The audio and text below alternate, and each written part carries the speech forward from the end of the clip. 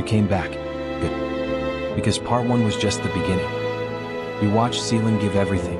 The money. The sacrifices. The necklace her mother placed around her neck at an airport. The morning she left Addis Ababa with one suitcase and a scholarship and the weight of 30 years behind her. She sold that necklace. For him. And he never knew. Then a woman named Sofia walked into Dante's office. And Selen recognized the look on her face. Because she had worn it herself.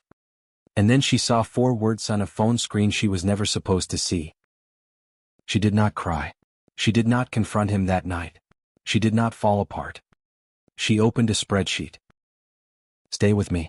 Because this is the part of the story where Selen stops being the woman who gives everything, and becomes the woman who decides what she is owed. This is She Built Him. Part 2. And it starts right now. After spending years convincing herself she had none? And what happens when the foundation decides to stop holding up the house? Stay with me, because before this story ends, someone will lose everything, and it may not be the person you expect. This is not a story about revenge. It is a story about worth, about sacrifice, about love, and about the day a woman stopped making herself smaller for someone else's success. Trust me, you are not ready for how it ends. Before we begin, welcome to Romance Heartflix TV, where love is tested, hearts are changed, and every story leaves a mark on the soul. If stories like this move you, subscribe, turn on notifications, and become part of the Heartflix family. Now, let's begin. Sofia Conti walked into Dante's life on a Wednesday afternoon in February, carrying a brief and wearing shoes that cost more than Selen's monthly tutoring income.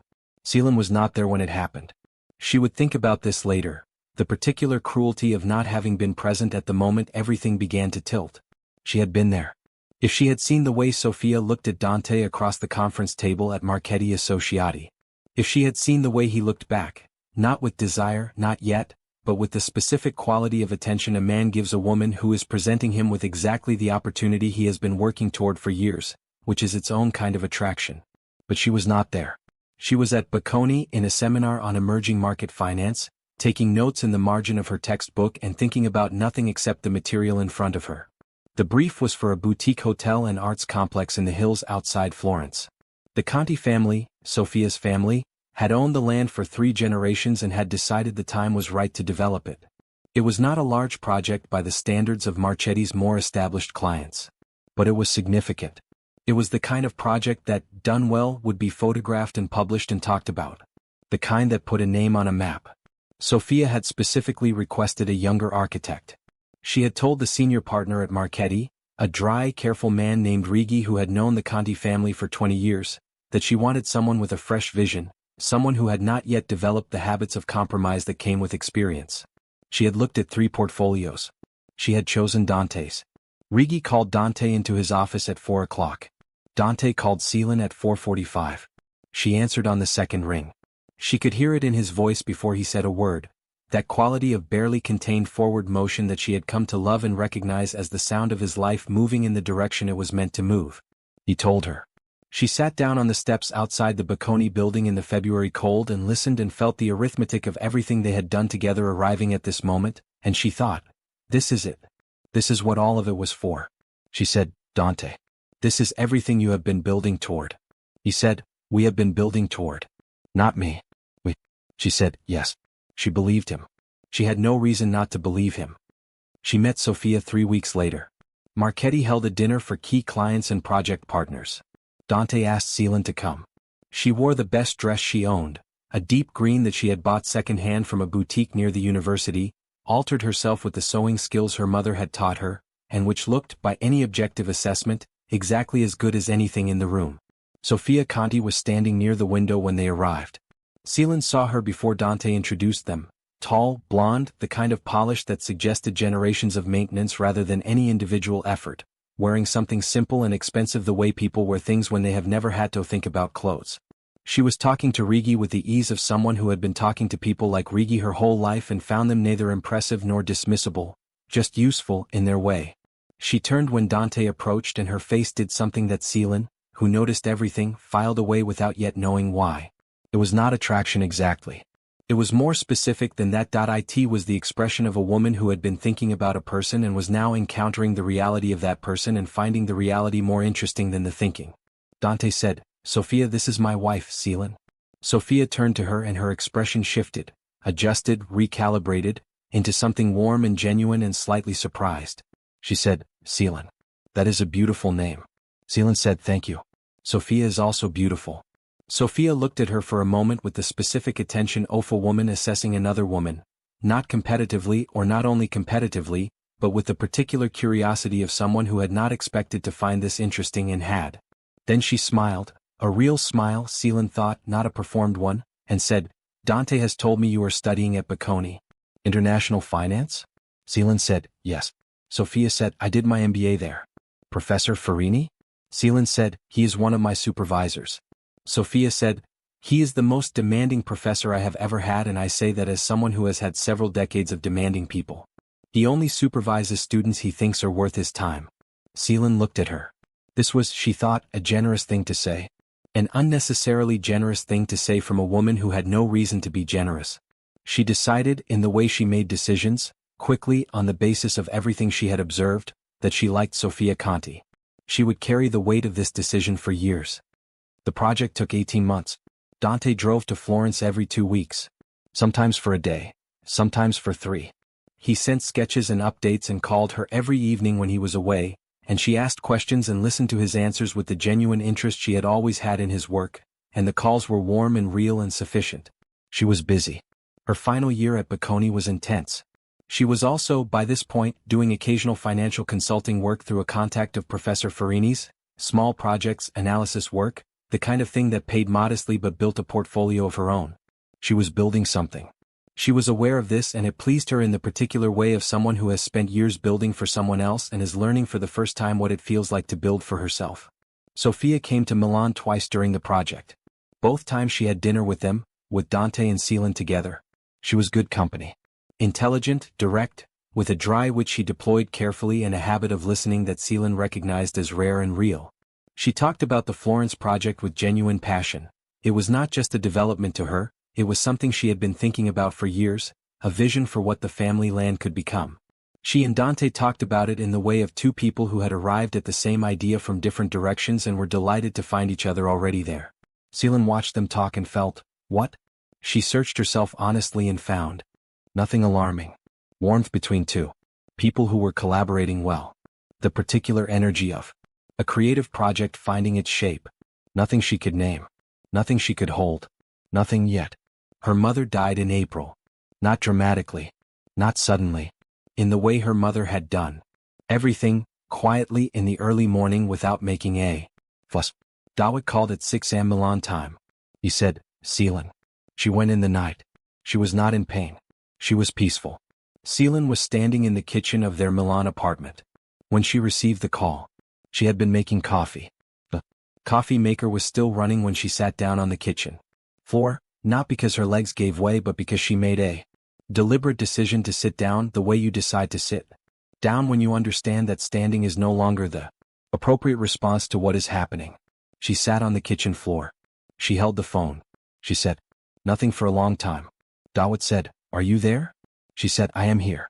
He said, "I am sorry I did not call sooner." She went quickly at the end. There was not time. She said, "I know." She said, "I know, Dawit." She sat on the floor for a long time after she hung up. The coffee maker finished and the apartment went quiet and the morning light came through the window of the kitchen the way it always came, indifferent, beautiful, the way light comes.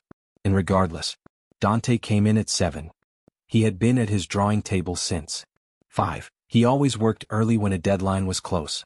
He saw her on the floor and he came to her immediately. He sat down beside her on the kitchen floor without asking what was wrong, without asking anything at all, simply sat beside her and put his arm around her and held her.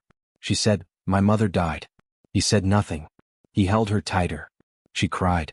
The way she had cried in the bathroom with the tap running, except this time she did not try to stop herself and there was no tap running and he was there holding her on the kitchen floor at 7 in the morning, and she let herself be held. This was one of the true things about him. She would not forget. This when the other things came. She would hold this in the without reservation, and the way he had researched Bocconi before. Asking her to move, and she would hold all of it alongside the other things, and the holding of both would be the thing that nearly destroyed her. She did not go home for the funeral. This is the fact that will require explanation, and the explanation will not be sufficient, and she knows it and has known it since the morning she made the decision. The Florence project was at a critical stage. Dante had a presentation to the Conti family council in 10 days. Sofia's uncles and cousins and the family lawyer who had to approve the final design before construction contracts were signed. It was the most important 10 days of his professional life so far. If this went wrong, the commission was gone. If the commission was gone, the credibility that came with it was gone. If that credibility was gone, everything they had been building, all of it, the years and the money and the necklace and the receipts in Dawood's folder, was set back further than she could calculate. She knew all of this. She did the mathematics. She also had no money for a last-minute flight to Addis Ababa. The accounts were stretched. Dante's fees were not fully paid. Yet her consulting work was new and irregular. The rent was due. She had managed them into a position where every variable was accounted for and there was no slack. She had been managing this way for 4 years, and she had always found the slack when she needed it. She could not find it now. She could ask Dante. She sat with this option. He had money now, more than her. Finally, for the first time in their relationship, he was about to sign the most significant contract of his career. He would give it to her. She knew this. He would give it to her without hesitation, the same way he had held her on the kitchen floor without hesitation, the same way he had said, without reservation. She did not ask him. She has asked herself why every day since, and the answer is always the same, and always the same answer her mother gave her. Not the verbal answer her mother gave her, but the unspoken one, the lesson of 30 years of early mornings and thin coats and money saved and never asked for. You do not ask. You manage. You find the way, or you build the way, or you wait for the way. But you do not ask. She called Dawood. She told him she could not come. She used the Florence presentation as the reason. It was a reason. It was not the whole reason, it was the reason she could say without saying the whole truth. Dawood was quiet for a long time. Then he said, "She knew you loved her, Selen?" She knew. She said, "I know." He said, "She talked about you every day. She talked about the building and the architect and the man from Florence, and she was proud of you. Every day she was proud of you." Selen said nothing. Dawood said, "Come when you can. I will keep the house." She buried her mother from a Milan apartment 7,000 kilometers away. She sent flowers through a service Dawood recommended. She lit a candle in their kitchen and left it burning all day. She went to her husband's Florence presentation 3 days later and sat in the back of the room while he presented to the Conti family council with the clarity and passion she had always believed in, and the family approved the design, and Sofia smiled at him across the table with the warmth of a collaborator who has just seen her vision realized, and afterward they all went to dinner, and Selen sat at the table and was present and gracious and warm, and gave no indication whatsoever that she had buried her mother 3 days ago from a kitchen in Milan. She did not tell Dante about the money. He did not know, would not know for years, that she could not afford the flight. He would ask her later, much later, after everything had happened, "Why did you not tell me? I had the money. I would have given you the money without a second thought." And she would say, "I know." And he would say, "Then why?" And she would not have an answer that satisfied either of them. Because the real answer was, because asking you would have meant admitting that I needed something from you, and I had spent 4 years building myself into the person who gives. I did not know how to be the person who receives. You never taught me, and I never asked you to teach me, and by the time I understood that was a problem, it was too late for both of us. But that was later. The Florence project completed in September.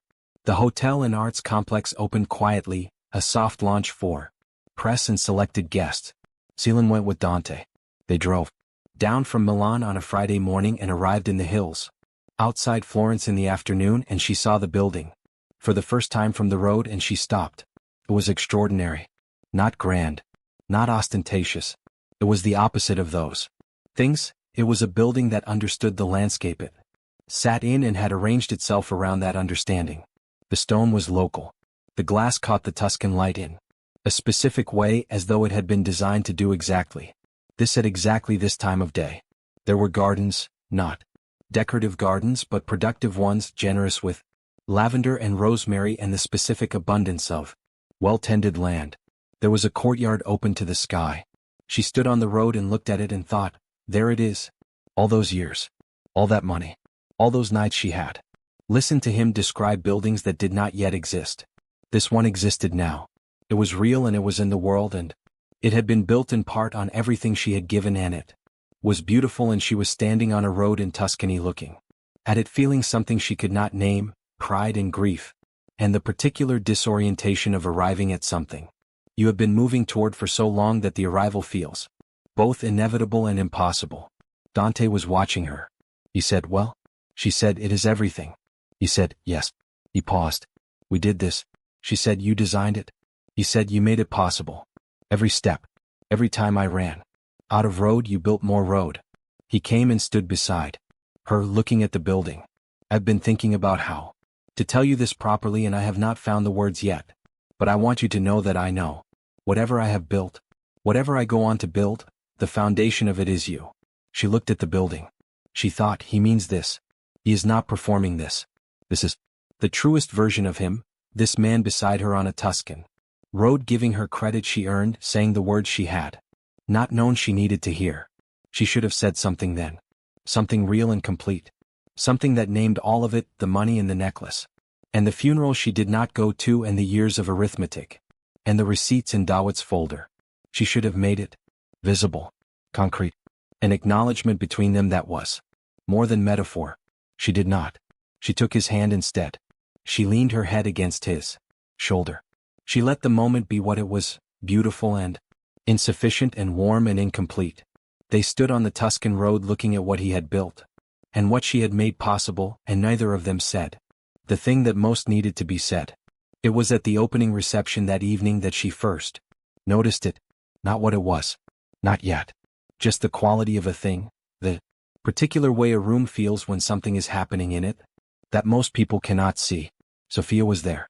Of course she was there. It was her family's project, her vision, her land. She moved through the reception with the ease of a woman who was entirely at home in her own spaces, talking to the press, talking to the guests, managing the room with a light touch that was invisible until you looked for. She and Dante talked 3 times that evening. Each time Selen watched them, she saw the same thing. 2 people who understood each other's thinking. The shorthand of collaborators.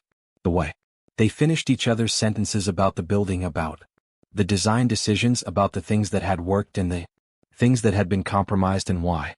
This was not alarming. This was what happened between an architect and a client who had worked well together for 18 months. This was the natural warmth of a completed collaboration. But there was a moment, brief, unguarded, at the end of the 3rd conversation, when Sofia said something quietly and Dante laughed, and the laugh was the particular low, genuine laugh she had heard from across a Roman room 7 years ago, and fallen in love with, and Sofia looked at him when he laughed with an expression that Selen recognized immediately and completely. It was the expression she had worn herself at a Roman party in November 7 years ago, looking at a man laughing near the center of a room. She knew that expression. She put her wine glass down on the nearest surface. She kept her face completely still. She continued talking to the person beside her, a journalist from a Florence architecture magazine, who was asking her about Dante's design philosophy. She answered him. She was articulate and warm and entirely present in the part of herself that was always running the arithmetic. A new calculation had begun. She did not want to do it. She did it anyway. 3 months later she found out she was pregnant. She told Dante on a Sunday morning. He was at the kitchen table with coffee and a set of drawings for a new project. A smaller one, a residential commission in Milan, but work was coming steadily now. The Florence project had done what she knew it would do. Doors were opening. She set the test on the table beside his coffee cup. He looked at it. He looked at her. He said nothing for a moment. And then his face did something she had never seen it do. It simply opened. Every guard down. Every careful adult thing set aside. Just the man beneath all of it, receiving news too large for composure. He stood up and came to her and held her with a completeness that she felt in her bones. He said, "We are going to have a child." She said, "Yes." He said, "I am." He pulled back and looked at her, searching for For the right word, I am undone by this.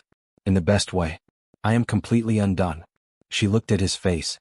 At this man who had given her without reservation and held her on the kitchen floor and stood beside her on the Tuscan road and was now undone in the best way. She held on to this. She held it carefully the way she held the memory of the Tuscan road, because there was the other arithmetic running quietly in the background, the one she had started at the Florence reception, and she needed this image of his face to balance it. She held on to it all through the pregnancy. Through the first 3 months of nausea she managed at Bocconi, and the tutoring sessions and the consulting work without telling anyone except Dante. Through the 4th month when she felt well enough to start believing it was real. Through the 5th month when they told Dawit and he was quiet for a long time. And then said, Mama would have been so happy. Through the evenings when Dante would sit beside her and draw while she read, and the apartment would be warm and sufficient and almost enough. She held it through all of it. She was holding it when she lost the baby in the 7th month. Dante was in Florence. Not with Sofia. She would confirm this later, meticulously, the way she confirmed everything. He was at a site review for a completely separate project, a small cultural center he had been commissioned to design in the Altrarno. He had kissed her that morning and told her he would be back by 7, and she had said, be careful on the autostrada. He had said, always. She had woken at 3 in the morning with a pain she recognized from the books she had read, and the appointments she had attended and the preparations she had made, with the same careful thoroughness she brought to everything. She called an ambulance. She did not call Dante. She would think about this later, why she did not call him first, and the answer was the same answer it always was. She managed first. She managed this alone. A hospital in Milan. A nurse named Rosaria who held her hand and said nothing because there was nothing to say, and nothing is sometimes the most honest available response. A doctor who was kind and professional and used the correct clinical language and gave her the information she needed. Hours in a room that smelled of antiseptic and the specific quality of other people's worst nights. She called Dante at 6 in the morning. He answered immediately. She said, I need you to come home. He said, what happened? She said, I lost the baby, Dante. It went silent in the way people go silent when a thing is too large for immediate response. Then he said, I am leaving now. She said, drive carefully. He drove 4 hours and 3. He arrived at the hospital at 9:30. He walked into the room and she was in the bed. And he looked at her face and sat down in the chair beside her and took her hands in both of his and said nothing. He stayed like that. He stayed through the morning and the afternoon and the evening. He talked when she needed to talk and was quiet when she needed quiet. He held her hand with the steady, undemanding grip of someone who is simply present, not trying to fix, not trying to explain, not trying to offer perspective. Just there. This was the last unambiguous version of him. She would think this later, not in those words but in that feeling. That the person who held her hands in that hospital room was the last version of him she loved without qualification. Not the last version she loved. Just the last one without reservation. There is one more thing about that hospital. She did not know it then. She would learn it 18 months later, and when she learned it, the ground beneath everything she thought she understood would shift in a way she had not prepared for. On the morning she lost the baby, while she was alone in that Milan hospital, Sofia Conti was in the same building. Not on the same floor. Not for the same reason. She had come for a routine appointment and left without knowing Selen was there. She had been on her way to the exit when she saw a woman in a hospital gown walking slowly back to a room at the end of the corridor, and something made her stop. She was not sure why she stopped. She had not recognized Selen immediately. She recognized her by the way she walked, with the particular, controlled dignity of someone managing something enormous with great precision, and her heart had done something before her mind caught up. She had gone to the nurse's desk. She had asked. She had then gone to Selen's room and knocked and gone in, and sat with her for 3 hours, making no demands, asking no questions, simply there in the way Dante would be there. Later, present, unhurried, the specific grace of someone who understands that some moments do not require anything except company. Selen had been grateful. Genuinely, completely grateful. She had thought, Sofia Conti is a good person. She had believed this. She still believes it. And she will believe it still when she learns the rest of the story. Because the rest of the story does not cancel the hospital room. Nothing cancels the hospital room. That is the thing that will destroy the audience. That Sofia was good. That she sat with Selen for 3 hours. And that none of it was enough. Ricci Architecture was founded in January of the following year. Not Marchetti Associati. Not a partnership. His own firm. His name. His vision. The Florence project and the competition. Win and the growing reputation had made this possible. Had made it possible sooner than either of them had expected. She had made it possible. She knew this. He knew it in the way he always knew it, genuinely, warmly, and without the full specific accounting of what it had actually cost. She was his financial director. Unpaid, the company could not afford to pay her yet. She managed the books, the cash flow, the contracts, the client billing. She did this alongside her own work. She had graduated from Bocconi and was now working full-time for a financial consulting firm, building her own career with the same stubborn focus she brought to everything. She was doing 2 full-time jobs. She was good at both of them. The company grew. The projects came. Milan first, then Rome, then Florence, always Florence, the city that had started everything. The name Ricci Architecture began to appear in the right publications. The right clients began to call. She watched all of this with a mixture of pride and something else she was becoming better at naming. The something else being the growing awareness that the company was called Ricci Architecture. His name. Not Romano Beccelli. Not theirs. She had not objected to this. She had not thought to object. She had been so busy being the engine of it that she had not looked up to notice whose name was on the outside of the vehicle. She noticed now. She said nothing. The text she was not supposed to see arrived on a Tuesday in March. She was not looking at his phone. She did not go through his phone. She was not that kind of woman, and she had never been that kind of woman. She was the kind of woman who trusted, because she had decided to trust, and she kept her decisions. What happened was this. His phone was on the kitchen counter. Her hand brushed it, picking up her own phone. The screen lit. A message preview was visible. Before it went dark again, she saw 4 words. She did not read the full message. She saw 4 words in the preview, and the screen went dark, and she stood at the kitchen counter with her own phone in her hand and the 4 words sitting in her chest like something swallowed wrong. The 4 words were, "Last night was different." Nothing else. The screen was dark. She did not pick up his phone. She did not unlock it. She did not look for anything else. She stood at the kitchen counter. She did the arithmetic. She did not confront him that night. She did not confront him the next night, or the night after. She went to work. She came home.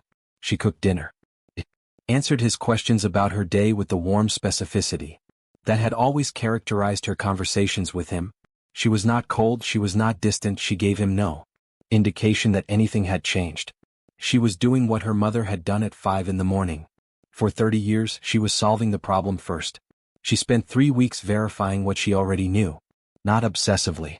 Methodically. The way she did everything. She looked at things that were already available to her. She was the financial director of the company. She had access to every account, every expense report, every receipt. It was not looking for proof of love.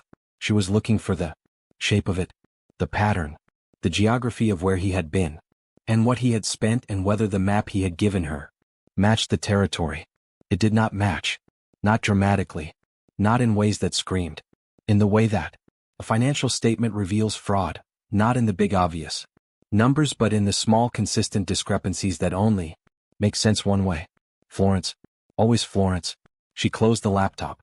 She sat at her desk, the same desk where she had managed the arithmetic for years, where she had sent the wire transfers and balanced the accounts and built the financial structure of a company that bore his name. She called Dawit. She said, "I need to ask you something." He said, "Ask." She said, "The folder. The receipts. Do you still have them?" Pause. He said, "I have everything. I told you I would have everything." She said, "I know you did." She said, "I am ready." You did not expect the hospital room. I know you did not. Neither did Selen. That is the point. Subscribe to Romance Heartflix TV right now and ring that bell. Because the next part is where the floor comes out from under all of them. Not just Selen. Not just Dante.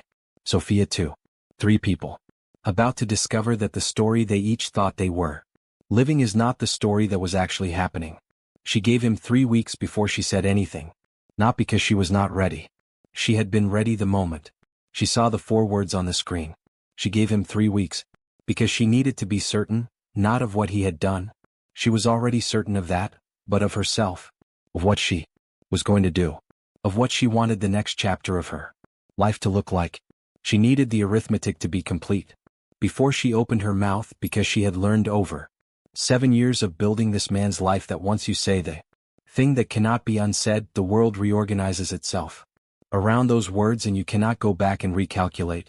She had spent her whole adult life managing forward. She was going to manage this forward too. She spent the 3 weeks working.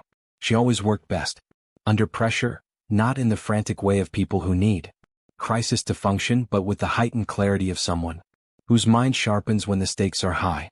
She completed 2 consulting projects that she had been carrying at half attention.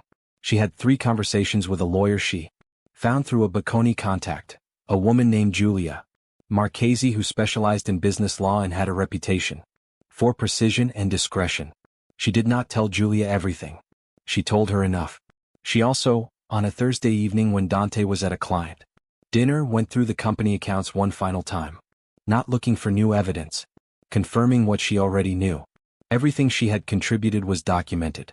The wire transfers from Dawit, which were from her, routed through him, and she had the originating account records, the competition entry fee, the portfolio case, the initial project materials, the submission costs, 3 years of unpaid financial management for Ricci Architecture. Her name appeared on no company document.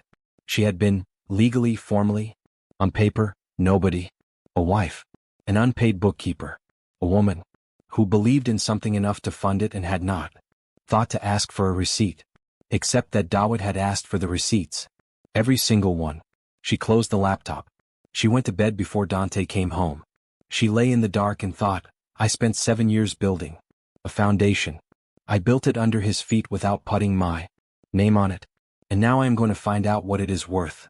She told him she knew on a Sunday morning. She chose Sunday deliberately. He had no meetings on Sundays, no site visits, no client calls. Sunday was the day he cooked breakfast, badly, cheerfully, with the complete confidence of a man who has decided that enthusiasm compensates for technical deficiency, and she sat at the kitchen table with coffee and he stood at the stove, and the apartment was warm and ordinary and exactly as it had been for 7 years. She waited until he set the plate down in front of her. She said, I know about Florence. He went still. Not the stillness of surprise. The stillness of a man who has been carrying something heavy and has just been asked about it, not surprised that the question came, but not prepared for the specific moment of its arrival. His back was to her. He was still at the stove. He had a spatula in his hand. He said, Selen, she said, I am not asking for a confession. I am not asking for an explanation. I am telling you what I know so that you understand that the conversation we are about to have is not taking place in the dark. He turned around. He looked at her. His face was, she would remember this with the specificity she remembered everything. Not the face of a guilty man caught in a lie. Was more complicated than that. It was the face of a man who had been doing something he knew was wrong and had been managing the cognitive architecture of that wrongness for long enough that the exposure of it produced not just guilt but something closer to collapse. The way a building fails not at the moment of maximum load but at the moment the load is finally removed. He sat down across from her. He said, How long have you known? She said, 3 weeks. He said, Why did you wait? She said, Because I needed to decide what I was going to do before I told you that I knew. If I told you first, you would have driven the conversation. I needed to drive it. He looked at her. Even now, in this, he recognized what she was. He said, I am sorry. I know that is. She said, Do not apologize yet. I need you to tell me first. Not what happened. I know what happened. I need you to tell me how long. He was quiet. She said, Dante. He said, 8 months. She received this. 8 months. She had known for 3 weeks. And he had been carrying it for 8 months, and she had sat beside him every evening for 8 months, and he had held her at night and asked about her day, and she had answered, and none of it, none of the warmth, none of the dailiness of their life, had been false. That was the thing she had not been prepared for. That it had all been real and this had also been real, and both things had been happening in the same body at the same time. She said, "Is it over?" Pause. She said, "Dante, is it over?" He said, "I ended it 2 weeks ago. After." She said, "After I saw the message." He said, "I did not know you saw it." She said, "I know you did not." He said, "Selen. It was, I do not know how to explain it without it sounding like an excuse, and I do not want to give you an excuse. I want to give you the truth. The truth is that it happened in the space between things. Not because I stopped loving you. Because he stopped." He looked at his hands. "I was weak. I have no other word for it. I was weak in a way I have no defense for." She looked at him across the kitchen table. She thought, I have heard this. I have heard this specific speech before, not from him but from the architecture of this kind of moment. The weakness defense. The space between things. The distinction between love and fidelity. She thought, he is telling me the truth. That is the problem. He is not lying to me right now. He genuinely believes that loving me and betraying me were separate events happening in separate compartments, and that the love cancels the betrayal. She thought, this is the most dangerous kind of wrong. The wrong that believes itself to be partially right. She said, "I am going to Addis Ababa next week." He looked up. She said, "I need to go home. I need to see Dawit. I need to be somewhere that is mine before I decide what to do about all of this." He said, "Selen, please, let me." She said, "I'm not leaving you. I'm not making a decision right now. I'm going home. I need a week." He said, "Okay." He said it with the careful deference of a man who understands that he has no ground left to stand on, and is grateful for any that is offered. "Okay, take whatever you need." She looked at him. She thought, 7 years ago you said without reservation. I wonder if you remember that. She said nothing. She booked the flight that afternoon. This time she could afford it. Addis Ababa in March was warm and loud and entirely itself. She had forgotten, in the way you forget the specific quality of a smell until you encounter it again, and then your body remembers it before your mind does. She had forgotten how Addis smelled. Diesel and eucalyptus and coffee roasting. Somewhere close, and the particular dust of the dry season that coats everything in a fine pale film and somehow makes the colors sharper rather than duller. Dawit was at the airport. He looked at her face when she came through the arrivals gate, and he said nothing. He took her bag. He drove her to the house, their mother's house, which he had kept exactly as she left it, including the chair by the window and the shelf of photographs in the kitchen where the good coffee pot still sat on the same shelf it had occupied for 30 years. She sat in her mother's chair. Dawit made coffee. He brought it to her and sat across from her and looked at her with the steady patience of a man who has been waiting for this conversation for a very long time and is in no hurry. Now that it has arrived, she told him everything. Not the summary version she had been carrying alone for 3 weeks. The full version, from the party in Rome to the 4 words on the phone to the Sunday morning conversation to the 8 months and the space between things and the weakness he had named and the love that had been real alongside the betrayal that had also been real. Dawit listened. He did not interrupt. He did not validate her. He did not tell her what to do. He sat in their mother's kitchen and received everything she said with the quality of attention that only the people who have loved you longest can give you. The attention that is not looking for what to say but simply holding what it hears. When she finished, he was quiet for a long moment. Then he said, "Do you love him?" She said, "Yes." He said, "Do you want to save the marriage?" She said, "I do not know." He said, "Those are 2 different questions, and you answered the first one clearly and the second one honestly. That is more than most people can do in your position." She looked at her brother across their mother's kitchen table. She said, "Dawit, the folder." He said, "Yes." She said, "I want to see it." He got up. He went to his room. He came back with a manila folder that was considerably thicker than she had imagined. 3 years of receipts, she had known that, but seeing the physical weight of it was different from knowing. He set it on the table between them. She opened it. She looked at it for a long time. Every wire transfer, every date, every amount, the competition fee, the project materials, the submission costs, the total at the bottom that Dawit had calculated in his careful handwriting. 83,000 euros. Over 7 years.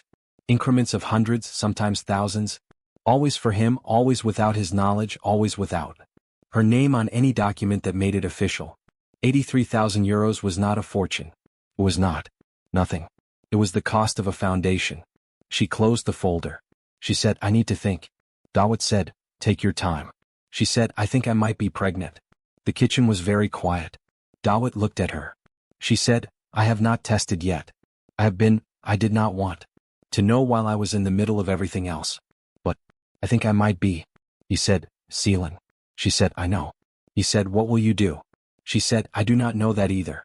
She picked up her mother's coffee cup, the one her mother had used every morning, small in clay and worn at the handle, and she held it in both hands and looked at the wall. She thought about the baby she had lost in that Milan hospital. She thought about Dante holding her hands in the chair beside the bed. She thought about the last unambiguous version of him. She thought, this child, if it exists, is going to arrive into a world where its father has just done something unforgivable. And I am the one who has to decide what that world looks like. She was 31 years old. She had been making decisions about other people's worlds for 7 years. It was time, she thought, to start making decisions about her own. She tested on a Wednesday morning in her mother's bathroom. Positive. She sat on the edge of the bath, the same bath she had sat in as a child, with the same slightly crooked tap that had never been fixed and never would be now, and she held the test in her hands and she did not cry. She had cried in enough bathrooms. She thought, there is a child. There is a child and its father has betrayed me and I love him and I do not know yet whether love is sufficient reason to forgive a thing that may not be forgivable. She thought, my mother raised 2 children alone in this house and made it look like sufficiency. She thought, I am not my mother. I will not do what she did, simply because she did it. She thought, but I need to decide what I will do. And I need to decide it for myself, not for him, not for the marriage, not for the arithmetic of 7 years of sacrifice. For me, for this child. She put the test in the pocket of her robe. She went to the kitchen. She made coffee. She called Dante that evening. She had been in Addis Ababa for 4 days. He had called every day, carefully, without pressure, simply to say that he was there and thinking of her. She had answered briefly and warmly, and given him nothing except her voice, which was all she had been willing to give. This call was different. She said, I am coming home on Saturday. He said, okay, good. I will be there.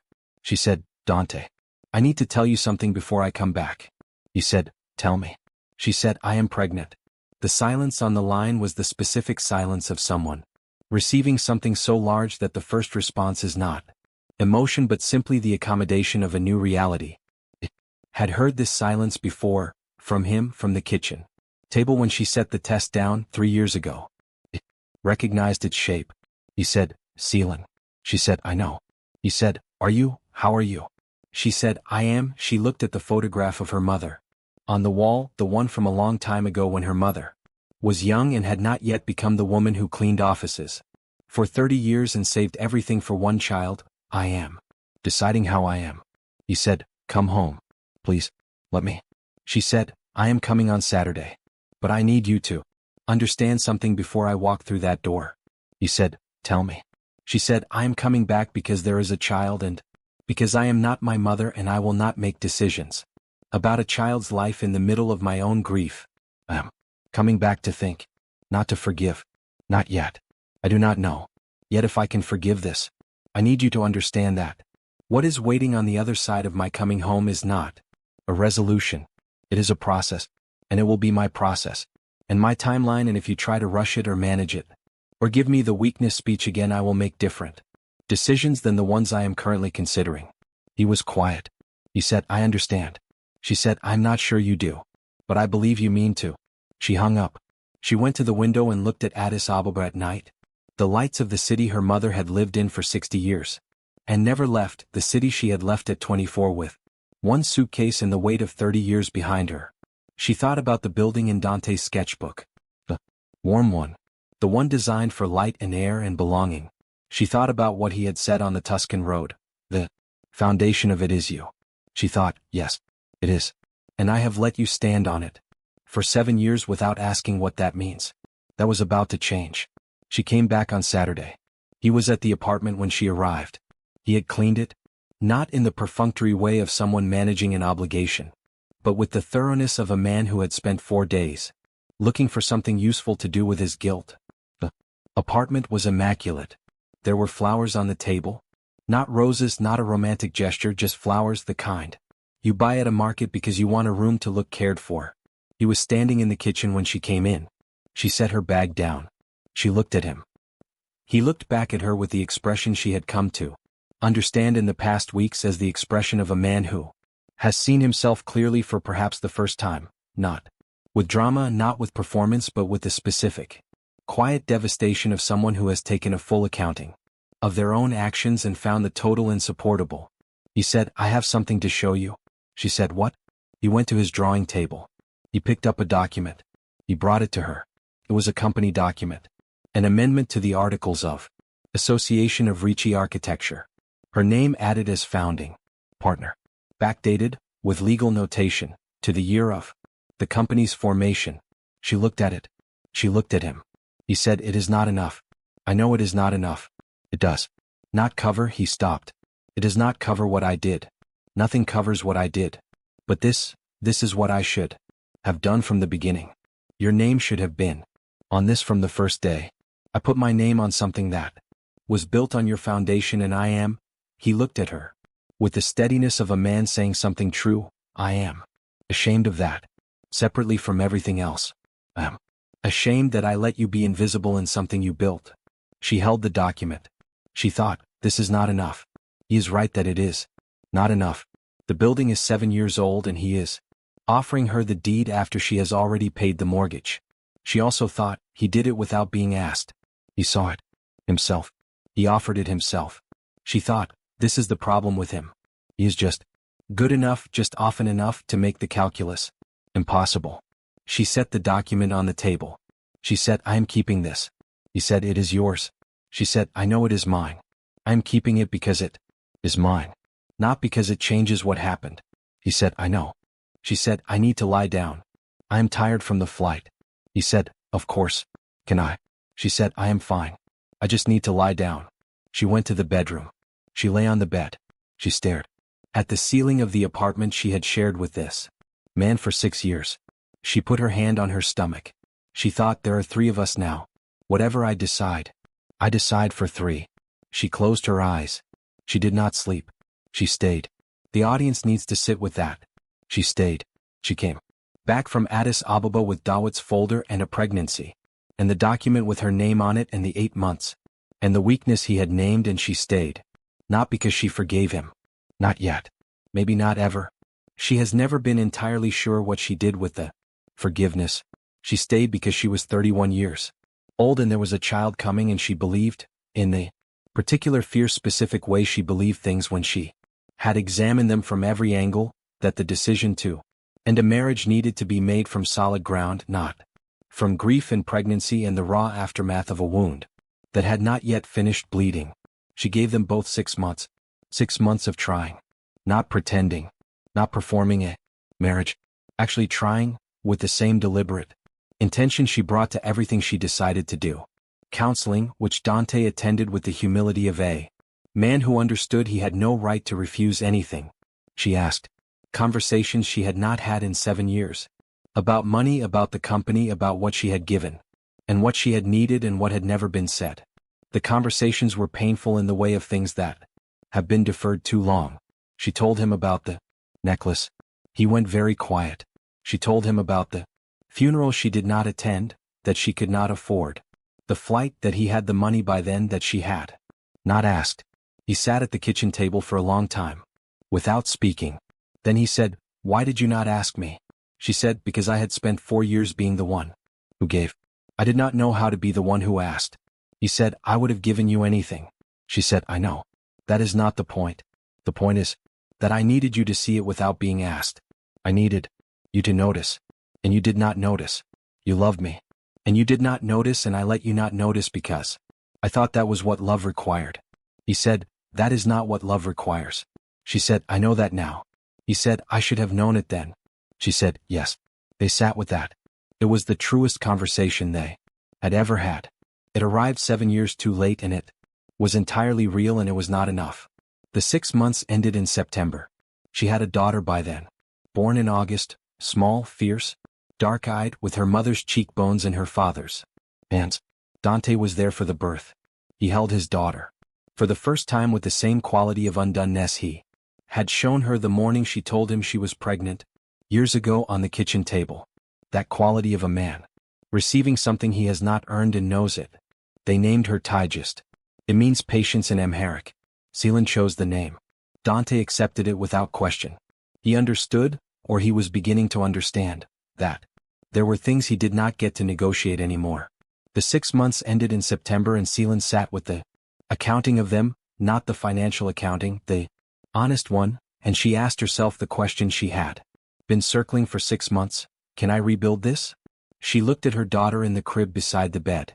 She looked at Dante asleep beside her, this man who had betrayed her and amended the company documents and attended every counseling session and held her hand in the delivery room for 11 hours and named his daughter Patience without being told why she chose the name. She thought, I do not know. She thought, I need more time. She gave them more time. That is the thing about Selen Bekele. She was not a woman who gave up easily. She had built too much. She had given too much. She needed to be sure, absolutely sure, with the same mathematical certainty she applied to everything. Before she decided that something could not be saved.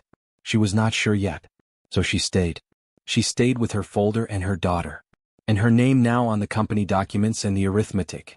That was always running, and the question she had not yet finished answering.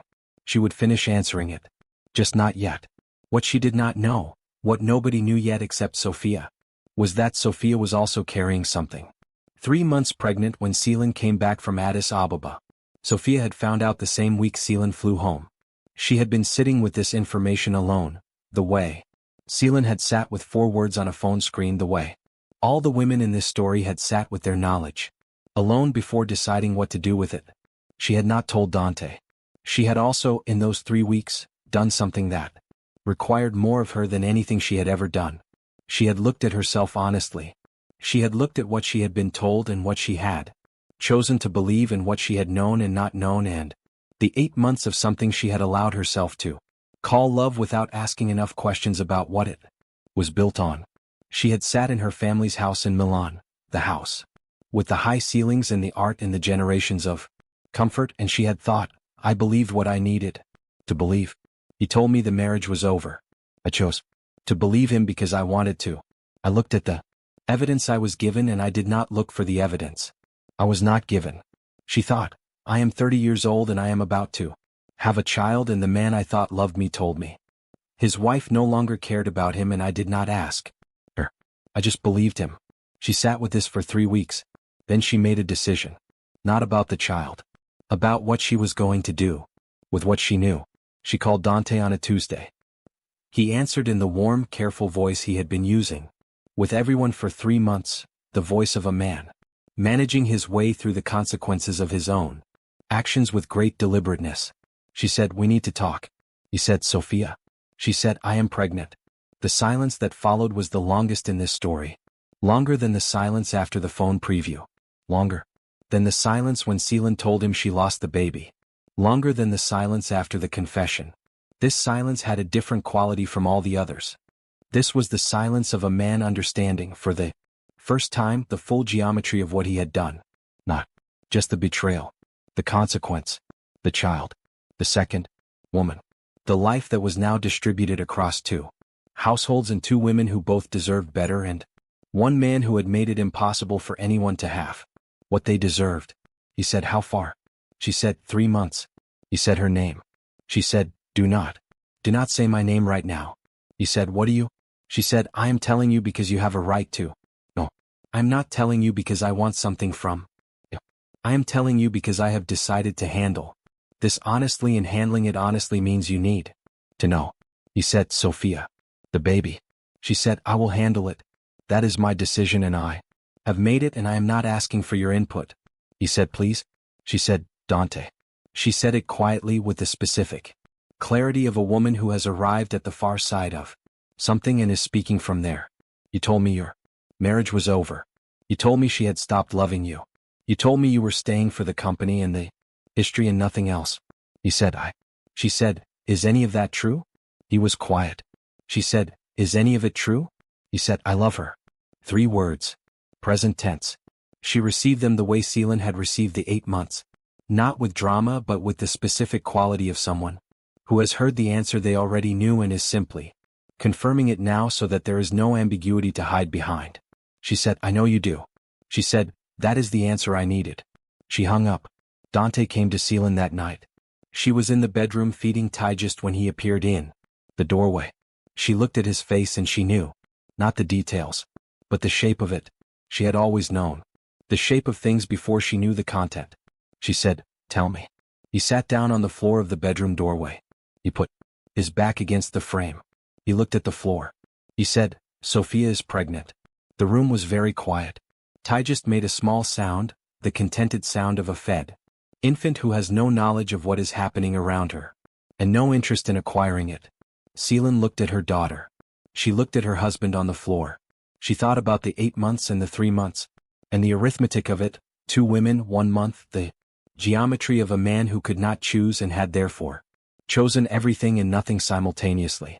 She thought, she was 3 months pregnant when I came back from Addis Ababa. She was 3 months pregnant. During the 6 months we spent trying. She was 3 months pregnant when he attended counseling and held my hand in the delivery room. She thought he did not know. She thought, that does not change what it is. She said, "Get out." He said, "Selen?" She said, "Not forever. Not right now forever. But tonight. Get out of this room tonight. Go sleep somewhere else. I need this room to be mine tonight." He stood up. He looked at her and Ty just with an expression she had no name for and did not try to name. He left the room. She heard the front door, not slamming, closing quietly, the way he did everything when he was trying not to cause more damage than he had already caused. She looked at Ty just. She said quietly to her daughter who could not understand a word of it, "Your father loves you. That is true. I need you to know that it is true even when everything else is complicated." Ty just looked up at her with the wide dark eyes she had inherited from her mother. Selen said, "I am going to figure this out. I always figure things out. You're going to be fine." She believed this. She always believed the things she decided to believe. That was her greatest strength. It was also the thing that had cost her everything. 2 women, 1 man, 2 children, 1 3 months old, 1 not yet born, and a company called Ricci Architecture, built on a foundation that belonged to a woman whose name had only just been added to the door. Tell me, who do you blame? Subscribe to Romance Heartflix TV right now and ring that bell, because the next chapter is the part nobody is ready for. Selen does not cry. She does not beg. She does not fall apart. She does something far more dangerous than any of those things. She gets very, very quiet, and she starts to move. The quiet lasted 11 days. Not the quiet of someone who has nothing to say. The quiet of someone who has decided that what she has to say requires a specific kind of preparation, the kind that cannot be rushed, that must be built the way she built everything, from the ground up, with full attention to every detail. Dante had come back to the apartment the morning after she told him to leave the room. He had slept on the sofa, had made coffee at 6 and left it outside the bedroom door, and gone to work without knocking. She had found it there. When she came out with Ty just at 7, warm still because he had timed it. That was the thing about him. Even now, he timed the coffee. She drank it. She was not going to be a woman who refused warm coffee because of who made it. She was going to be a woman who drank the coffee and then did what needed to be done. The 11 days had a shape to them. Dante moved carefully around the apartment, not tiptoeing, not performing contrition, but with the specific deliberateness of a man who understands that he is living on borrowed space and borrowed time and is trying not to waste either. Ty just in the mornings so Selen could sleep. He cooked. He handled the company calls and the client meetings and the ordinary administrative machinery of a life that was continuing to function despite the fact that its foundation had just been revealed as something other than what either of them had thought. Selen worked. She always worked best under pressure. She had established this years ago and it had not changed. She took her laptop to her desk every morning after Dante left with Ty just and she opened the files she needed and she worked with the concentrated precision of someone who is building something that requires complete attention. What she was building was a case, not an emotional case, not the kind you rehearse in the shower, the speech, the accusations, the list of wrongs, arranged for maximum impact. She was building a legal and Financial case with the same thoroughness she had brought to Dante's company accounts for 7 years. She had Giulia Marchesi, the lawyer she had spoken to 3 months ago, before she had confronted him, before Addis Ababa, before Tigist, before Sofia's 3 months. She had been more patient than Giulia had expected. She called Giulia on day 3 of the 11 and told her she was ready to move. Giulia said, "What are we looking for?" Selen said, "Partnership rights. Undocumented financial contribution to a business enterprise. 7 years of records. I have all of it." Giulia was quiet for a moment.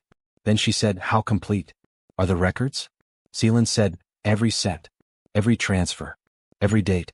Giulia said, "Selen, that is an unusually complete set of records for an informal contribution." Selen said, "My brother kept them." Giulia said, "Your brother kept financial records of your contributions to your husband's business for 7 years." Selen said, "Yes." Giulia said, "Without being asked?" Selen said, "He was asked once. I asked him to send money. He sent it and he kept the receipt. He kept every receipt. After that, without being asked. Because he knew." The line was quiet. Giulia said, "I'm going to need everything scanned and sent to me by the end of the week." Selen said, "You will have it by Thursday." She told Dante on the 11th day. Not the case. Not the lawyer. She told him about Sofia's decision first. She had found out through Giulia, who had a contact in Milan's medical community, the way good lawyers always have contacts in the places that matter, that Sofia had made her decision about the pregnancy 2 weeks before she contacted Dante.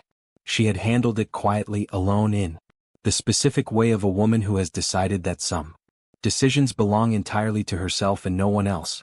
There was no second child. Selen sat with this information for 2 days before she told Dante. She watched him absorb it across the kitchen table, the particular absorption of a man receiving news that produces in him simultaneously grief and relief and shame at the relief and grief at the shame, all of it visible in the span of about 4 seconds before his face found its composure again. She said, "She made that decision alone." He said, "I know." She said, "She did not tell you because she did not want anything from you. Not money. Not involvement. Not a conversation." He said, "I understand." She said, "I am telling you because I think you should know the full weight of what your choices produced. Not so that you feel worse. So that you feel it accurately." He looked at her. He said, "Selen, I need to ask you something." She said, "Ask." He said, is there anything left that I can save?" She looked at him across the kitchen table. This table. This table where she had set a pregnancy test and poured 7 years of coffee and opened the company accounts, and done the arithmetic of their shared life, and finally, on a Sunday morning, said, "I know about Florence." She said, "I do not know yet. I need to tell you something first, and then I need you to understand that what I am about to say is not revenge, and it is not punishment, and it is not about what you did in Florence. It is about something that should have happened years ago." He said, "Tell me." She said, "I am filing a formal claim against Ricci Architecture as an undocumented founding partner. My lawyer has the records, every financial contribution I made to the company from year 1. The partnership amendment you gave me is a start. It is not sufficient. I want formal recognition and a formal share. Not half. I have not decided the percentage yet, but something that reflects what is actually true about this company's history." He was very still.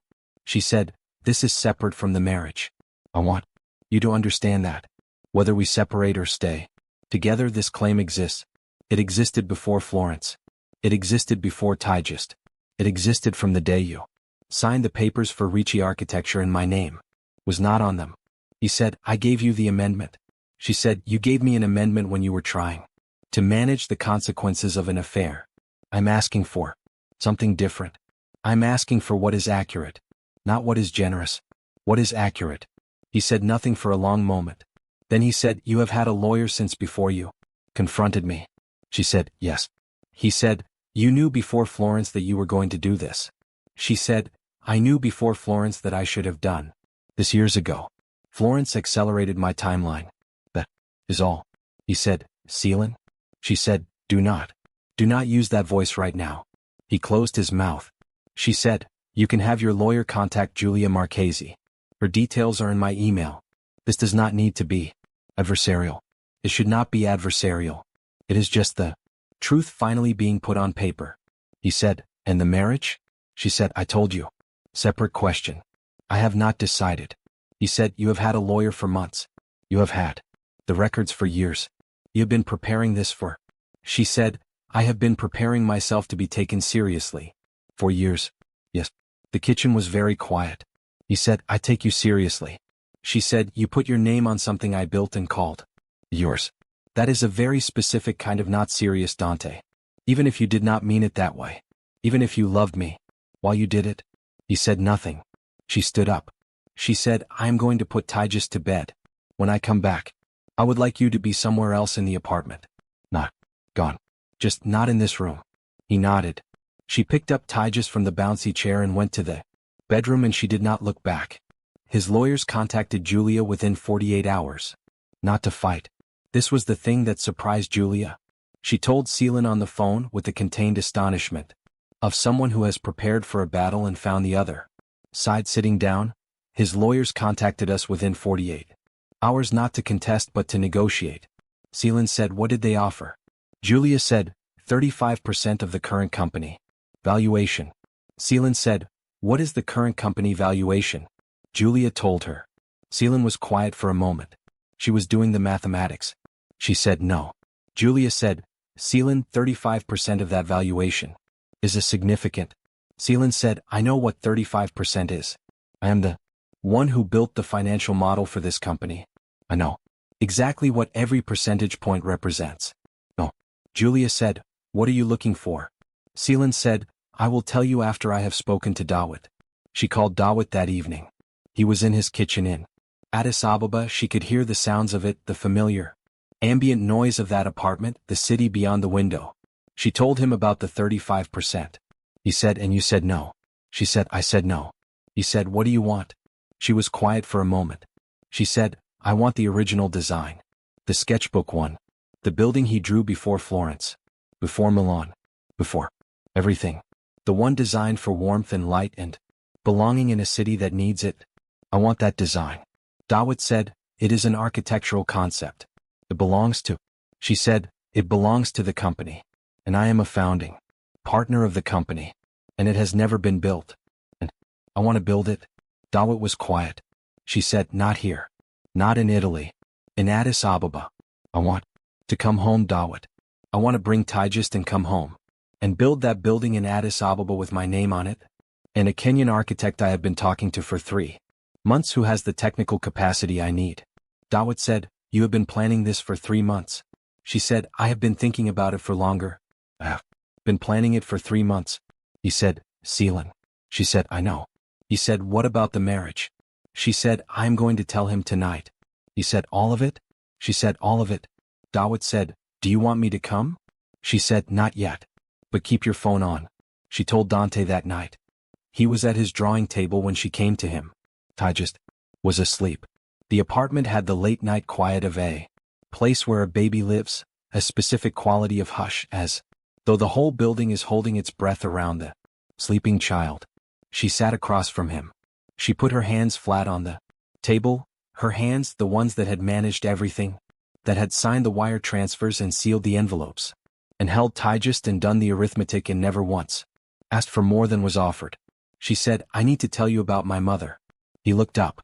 She said, she died 3 years ago. You know that? What you do not know is that I was not there. I was not there. Because I could not afford the flight and I did not ask you for the money. He started to speak. She said, let me finish. He stopped. She said, you had the money. You had just signed the Florence contract. You had more money than at any point in our relationship. I did not ask you because I had spent 4 years constructing myself as the person who gives, and I did not know how to be the person who asks, because asking felt like need, and need felt like weakness, and weakness felt like the beginning of the end of the only version of myself I trusted. She looked at him. She said, my mother asked for me and I sent flowers and a phone call and I told her I would come next month and I did not come next month. And I have carried that for 3 years. I have carried it every day since. He said, Selen. I would have. She said, I know you would have. That is the point, Dante. That is exactly the point. You would have given it to me. Without hesitation. And I could not ask, because I had made myself into someone who did not ask. I made myself that person to love you. And I missed my mother's funeral. His face was the face of a man understanding something. For the first time that he should have understood years ago. That love is not just what you give but what you allow yourself to receive, and that a relationship in which one person only gives and one person only receives is not a partnership, it is a structure, and structures can hold for a very long time before they fail, but when they fail completely. She watched him understand this. She had waited a long time for him to understand this. It did not feel the way she had thought it would feel. She had thought it would feel like justice. It felt like grief. Not for him. For the version of herself she had given away year by year in service of something that had not kept her safe. He said, I am so sorry. She said, I know you are. He said, Selen? She said, I am leaving the marriage. I need you to know that before I tell you the rest. He said nothing. She said, not tonight. Not immediately. There are things to arrange. The company claimed the apartment what Ty just needs. But I am leaving. I have decided and I am not going to undecide it. I want you to know so that the conversation we are about to have happens in the light. He said, and Ty just? She said, she is mine. I am not withholding her from you. But she is coming with me to Addis Ababa. I'm going home. He said, home. She said, yes. I have been in Italy for 9 years. I built your company here. I built our life here. I'm going home to build something of my own. He said, what are you going to build? She said, your building. The one from the sketchbook. The one I found the first time I saw it and thought, this belongs somewhere warm. He was very still. She said, I want that design as part of the settlement. Not the money. Not 35%. I want that design. And the right to build it under my name and the name of the architect I have chosen to build it with. In Addis Ababa. On land that Dawit has identified. It will be the most important building in that city. He looked at her for a long time. He said, that building it is the first thing I ever drew that was worth anything. It is the beginning of everything. She said, I know. I was there when you drew it. He said, Selen, that design. She said, is yours. I know. I'm asking you for it. Formally. As part of a settlement. As the thing that reflects what this was actually worth. He said, you could have the 35% and build something of your own. You do not need. She said, I need that specific building. Because that building was the moment I understood what I was going to spend the next 7 years of my life doing. I looked at it in your sketchbook and I thought, this belongs somewhere warm. I spent 7 years making it possible. I want to be the one who puts it in the world. He looked at her. He said, if I give you that design. She said, you will still be the architect who drew it. That does not change. Your name in the history of it does not change. But the building itself, the right to build it, that is what I am asking for. He was quiet for a very long time. She let him be quiet. She had learned, too late she thought, but she had learned that some things could not be rushed. He said, yes, just that. One word. The same word he had said in a small Roman piazza in December 12 years ago when she had taken his hand. She said, thank you. She stood up. She said, I am going to bed. We will talk to the lawyers tomorrow. He said, Selen. She stopped. He said, I loved you. I want you to know that I loved you. Not as an excuse. Not as a defense. Just, I want that to be in the room. That I loved you and I failed you, and both of those things are completely true. She stood with her back to him. She thought about the without reservation. She thought about the kitchen floor. She thought about the Tuscan road. She thought about the necklace she had sold and the funeral she had not attended and the coffee she had made at 3 in the morning for a man she was building, and the coffee he had left outside the bedroom door time so it was still warm. She thought, yes, both things are completely true. She said, I know you loved me. She said, that is the part one will spend the longest time figuring out what to do with. She went to bed. She called Dawit at midnight. She said, I told him. He said, and? She said, he gave me the building. Dawit was quiet for a moment. Then he said, Selen. She said, I know. He said, are you all right? She thought about this honestly. She was in the bedroom of the Milan apartment with Ty just asleep in the crib beside her and Dante at his drawing table on the other side of the wall, and everything she had built for 9 years in the process of being carefully, deliberately methodically taken apart. She said, I am the most all right I have been in years. He said, I believe you. She said, Dawit. Keep the house. I am coming home. He said, the house is not going anywhere. Neither am I. She said, I know. She said good night. She lay in the dark beside Tija's crib and she listened to her daughter breathe, the small steady breath of an infant who does not yet know what the world requires of her, and she thought about all the things she was going to build and all the things she was leaving and all the things that had been true at the same time and the enormous complicated weight of a love that had been real and insufficient and costly and worth it and not worth it all at once. She did not cry. She had done her crying. In bathrooms, in empty apartments. In her mother's arms on her last visit home. She had used her crying on the right things. She had none left for this. What she had instead was clarity. The particular hard clean clarity of someone who has done the full accounting, every line, every entry, every cost and return, and knows exactly where she stands. She stood on her own foundation. She had always been standing on her own foundation. She had just not known it until now. There is one more thing that happened before she left Milan. She did not plan it. It was not part of the settlement or the legal arrangements or the careful architecture of her departure. It happened because Sofia called her. 3 weeks before Selen was due to leave for Addis Ababa. An unknown number. She almost did not answer. She answered.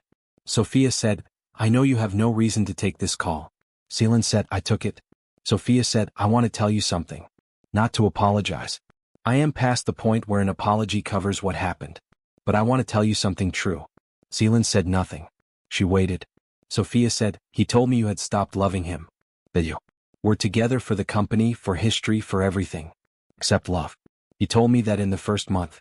I believed him because I needed to believe him and I did not ask you. I did not ask you because asking you would have made it real in a way I was not ready for. Selen said, I know. Sofia said, you know? Selen said, I know that is what he told you. I know that. You believed it because it was easier to believe it.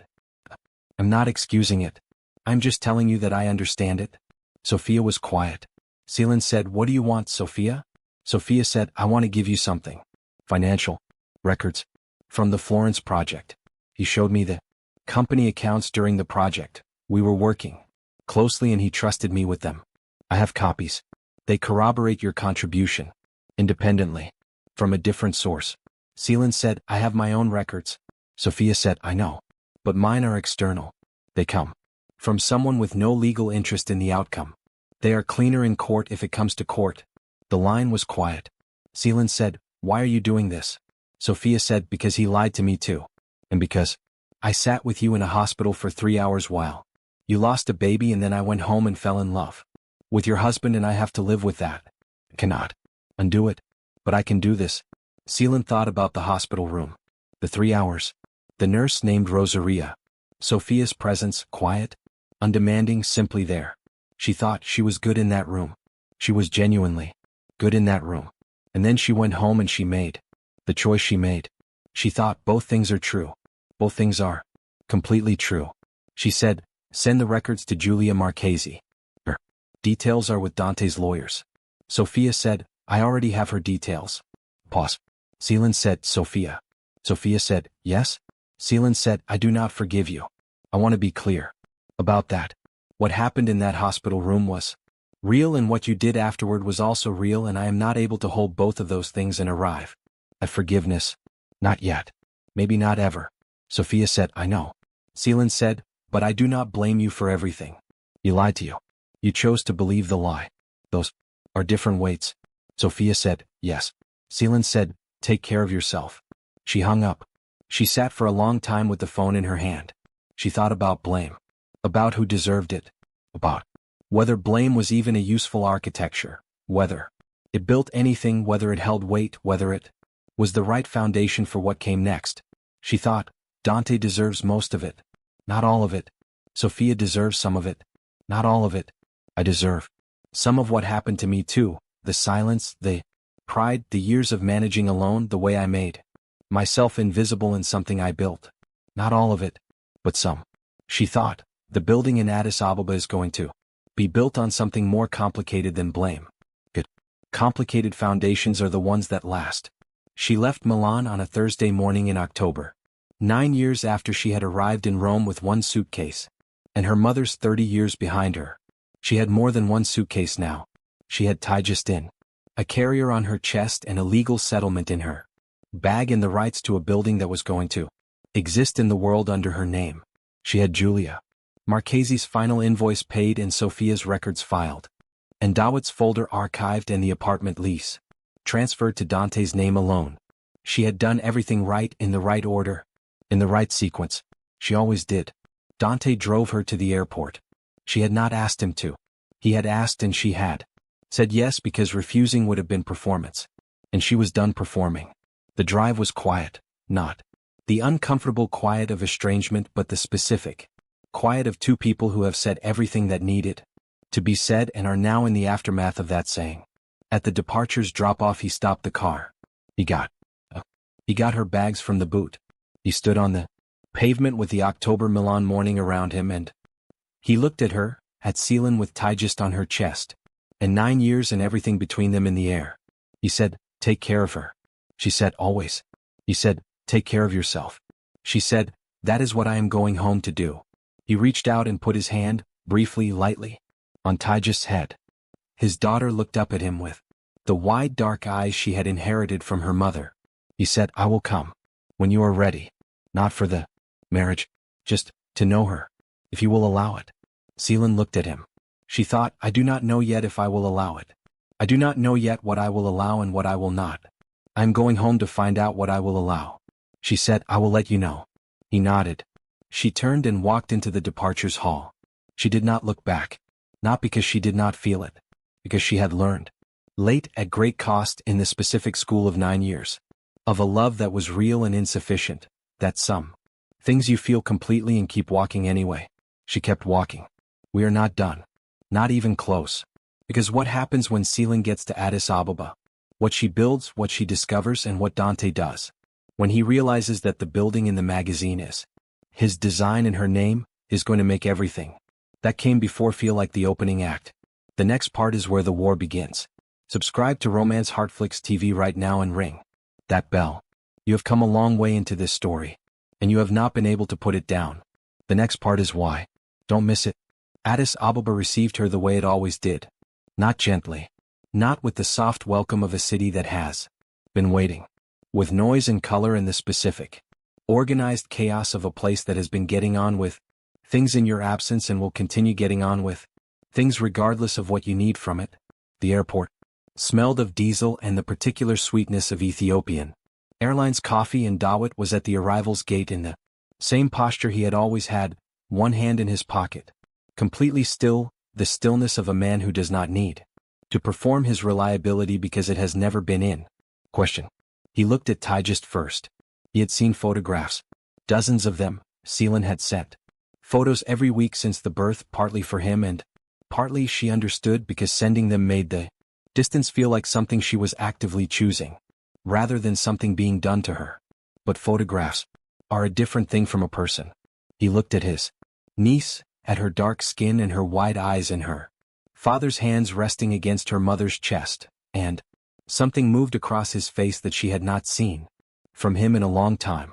He said, she looks like you. Selen said, she has his hands. He said, the rest is you. He took the bags. They drove home in the early morning light through streets that were already busy. Addis did not believe in slow mornings, and Selen looked at the city through the car window and felt the specific complicated feeling of arriving somewhere that has been the fixed point on your internal compass for 9 years and is now going to have to become real again. She was home. She had no idea yet what that was going to mean. She gave herself 1 month. 1 month of nothing, or as close to nothing as a woman, with an infant and a legal settlement and a building project in its early planning stages could manage. She slept in her mother's house in her old room with Tygist in a borrowed crib, and she let Dawood cook for her, and she walked in the mornings through the neighborhood she had grown up in, and she let Addis Ababa reacquaint itself with her.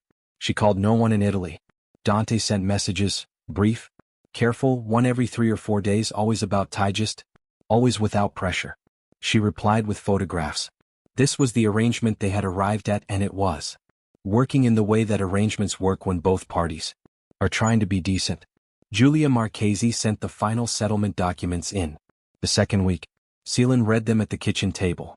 With Tyjust asleep in the other room in the afternoon, light coming through the window, the same window her mother had sat beside the same chair.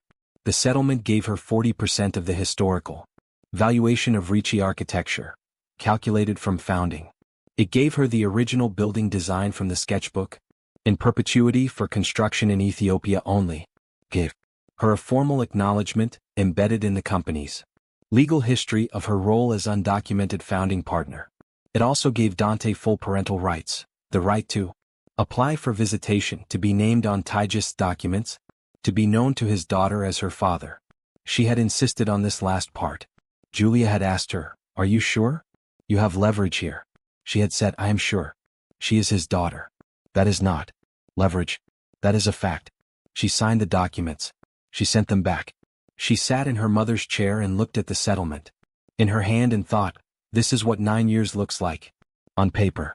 Numbers and percentages and intellectual property rights and a paragraph about a child. This is the legal architecture of a love that was real. It was insufficient. It was also exactly right. She filed it. She moved forward. The architect's name was Kofi Mensah, Ghanaian, 42 years old, based in Nairobi but working across East Africa. She had found him through a network of Bocconi alumni who worked in African development finance, a world that was smaller than it looked and more interconnected than anyone in Italy had appreciated. She had been watching his work for 2 years before she contacted him. Not his residential work, his public projects, a library in Mombasa, a community health center in Kigali, school in Dar es Salaam that had won an international award for sustainable design and been photographed for a dozen architecture publications. He built for people who needed buildings to work. He was the right person for this. They met in Addis Ababa in her second month back.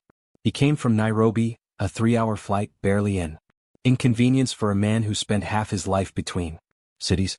He was tall, quiet, with the specific patience of someone who has spent 20 years turning other people's ideas into structures that stand and has learned not to waste words in the process. She showed him the design. The original sketchbook pages she had photographed. Every iteration, every version, every marginal note in Dante's cramped handwriting. She laid them on the table in the conference room of the small office she had rented in the Bowl area, her first office bare and bright, with 2 desks and a coffee maker and her name on the door in small letters, and she watched Kofi look at them. He was quiet for a long time. Then he said, "This was designed by an Italian." She said, "Yes." He said, "For somewhere warm." She said, "Yes." He said, "He has never been to Addis Ababa." She said, "No." But he understood what it needed. Kofi looked at the drawings again. He said, "The glass orientation is wrong for this latitude. The courtyard is the right idea, but the proportions need to change. For the wind patterns here. The gardens, this is beautiful, but this species list is European. We need to replace every plant with something that belongs here." She said, "Can you do that?" He said, "I can do that." He looked up from the drawings. "I need to understand something first. This is an Italian architect's concept.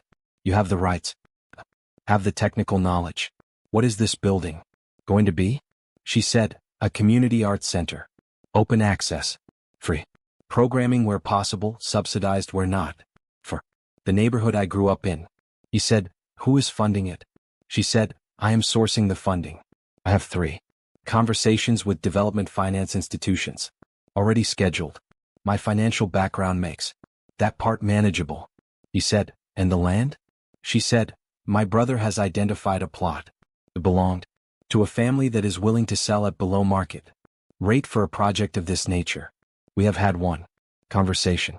I expect a second one next week." Kofi looked at her across the table. He said, "You have been planning this for longer than a month."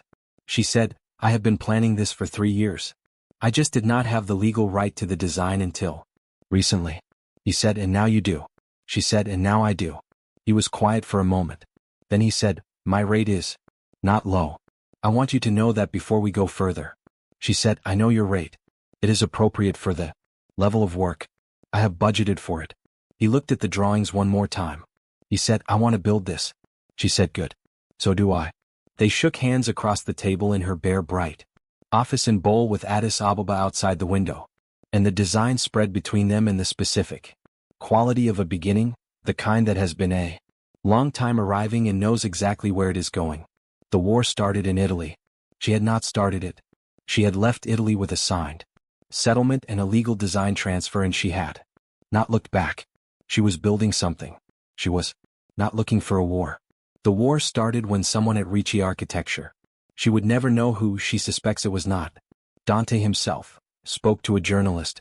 The journalist was from an Italian architecture publication, moderately respected, the kind of publication that trades in professional gossip as much as professional news. The story that appeared 6 months after she left Milan was 3 columns long, and it said, in the careful language of an article that has been reviewed by lawyers, that the founding of Ricci Architecture had been the subject of a disputed settlement involving claims by a former partner, unnamed, described as the architect's estranged wife, that were ultimately resolved out of court. It also said, and this was the part that was not careful, the part that had not been reviewed carefully enough by whoever had reviewed it, that sources close to the firm described the claims as motivated by the end of the personal relationship rather than any legitimate professional contribution. Motivated by the end of the personal relationship. She read this in her office in Bowl on a Thursday morning. She read it twice. She set her coffee cup down on the desk. She called Julia. Julia had already read it. She was already composing a response. She was precise and measured in the way of someone who has been given exactly the kind of situation her skills were built for. Selen said, "What do we do?" Julia said, "We respond formally with a settlement. Documentation as the basis. The settlement is public record. They cannot claim the contribution was illegitimate when there is a signed legal acknowledgement of its legitimacy." Selen said, "Will they retract?" Julia said, "If they are sensible. If not, we go further." Selen said, "Go further." Julia said, "Are you sure?" "A full public response will put everything in the press. The affair. The pregnancy. Selen said, "Julia, they called my 9 years of work a personal grievance. I wanted in the record what those 9 years actually were." Julia said, "I will prepare the response." Selen said, "Make it accurate. Not emotional. Just accurate." Julia said, "That is how I do everything."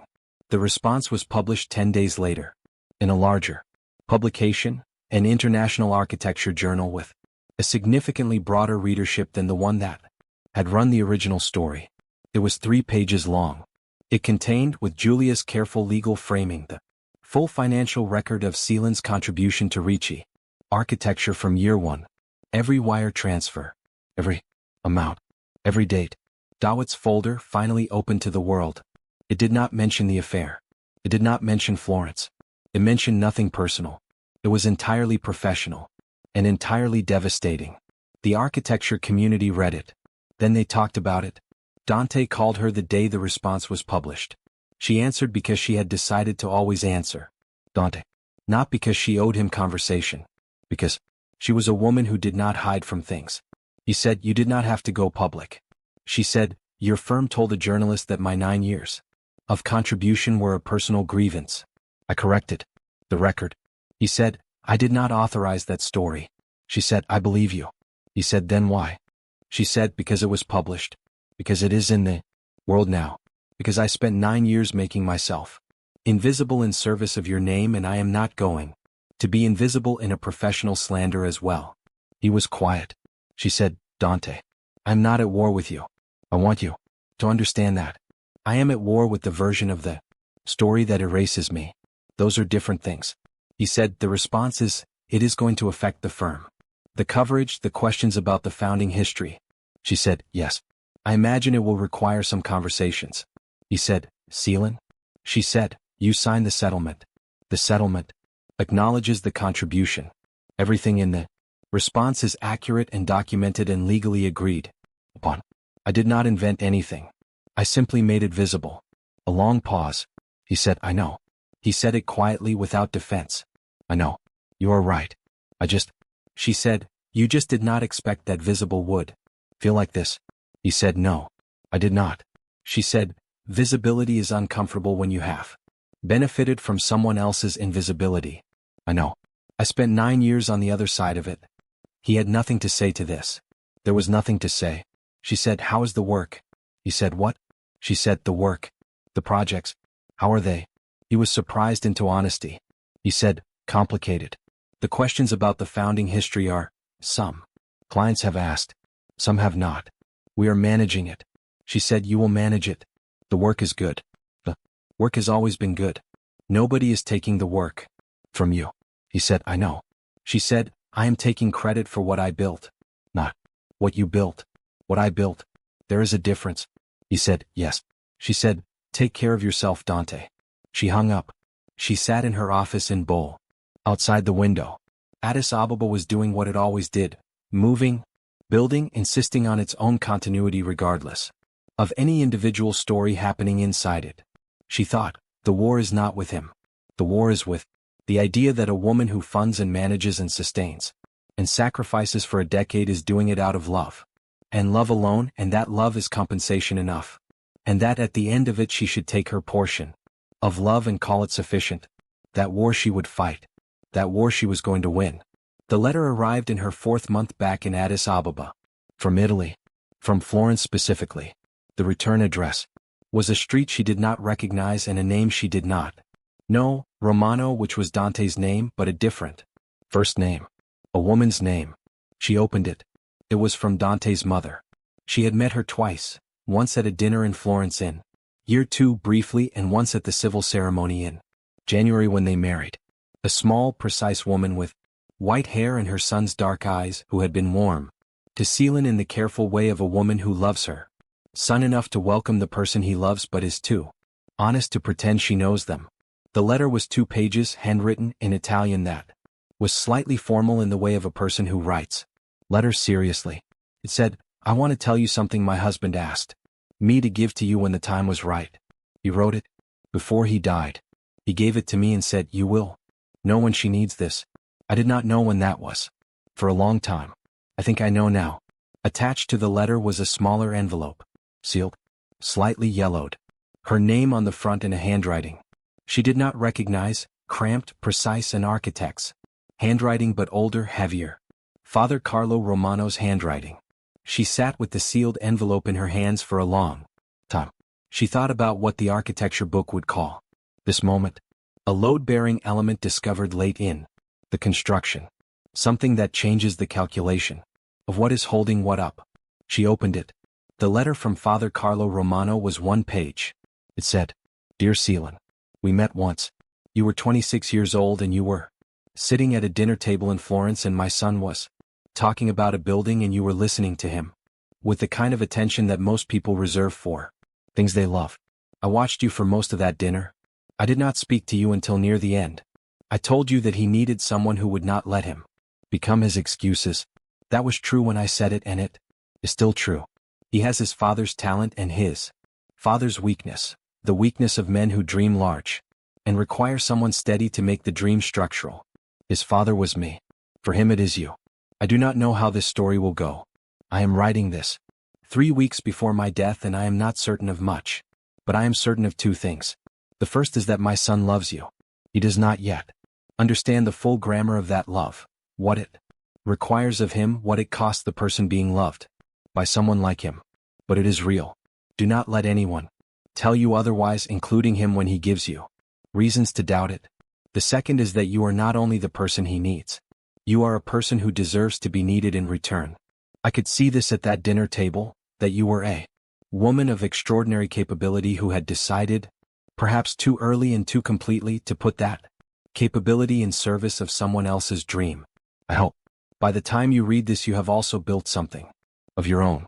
Something with your name on it. Something that is not in service of anyone except yourself and the people you choose freely.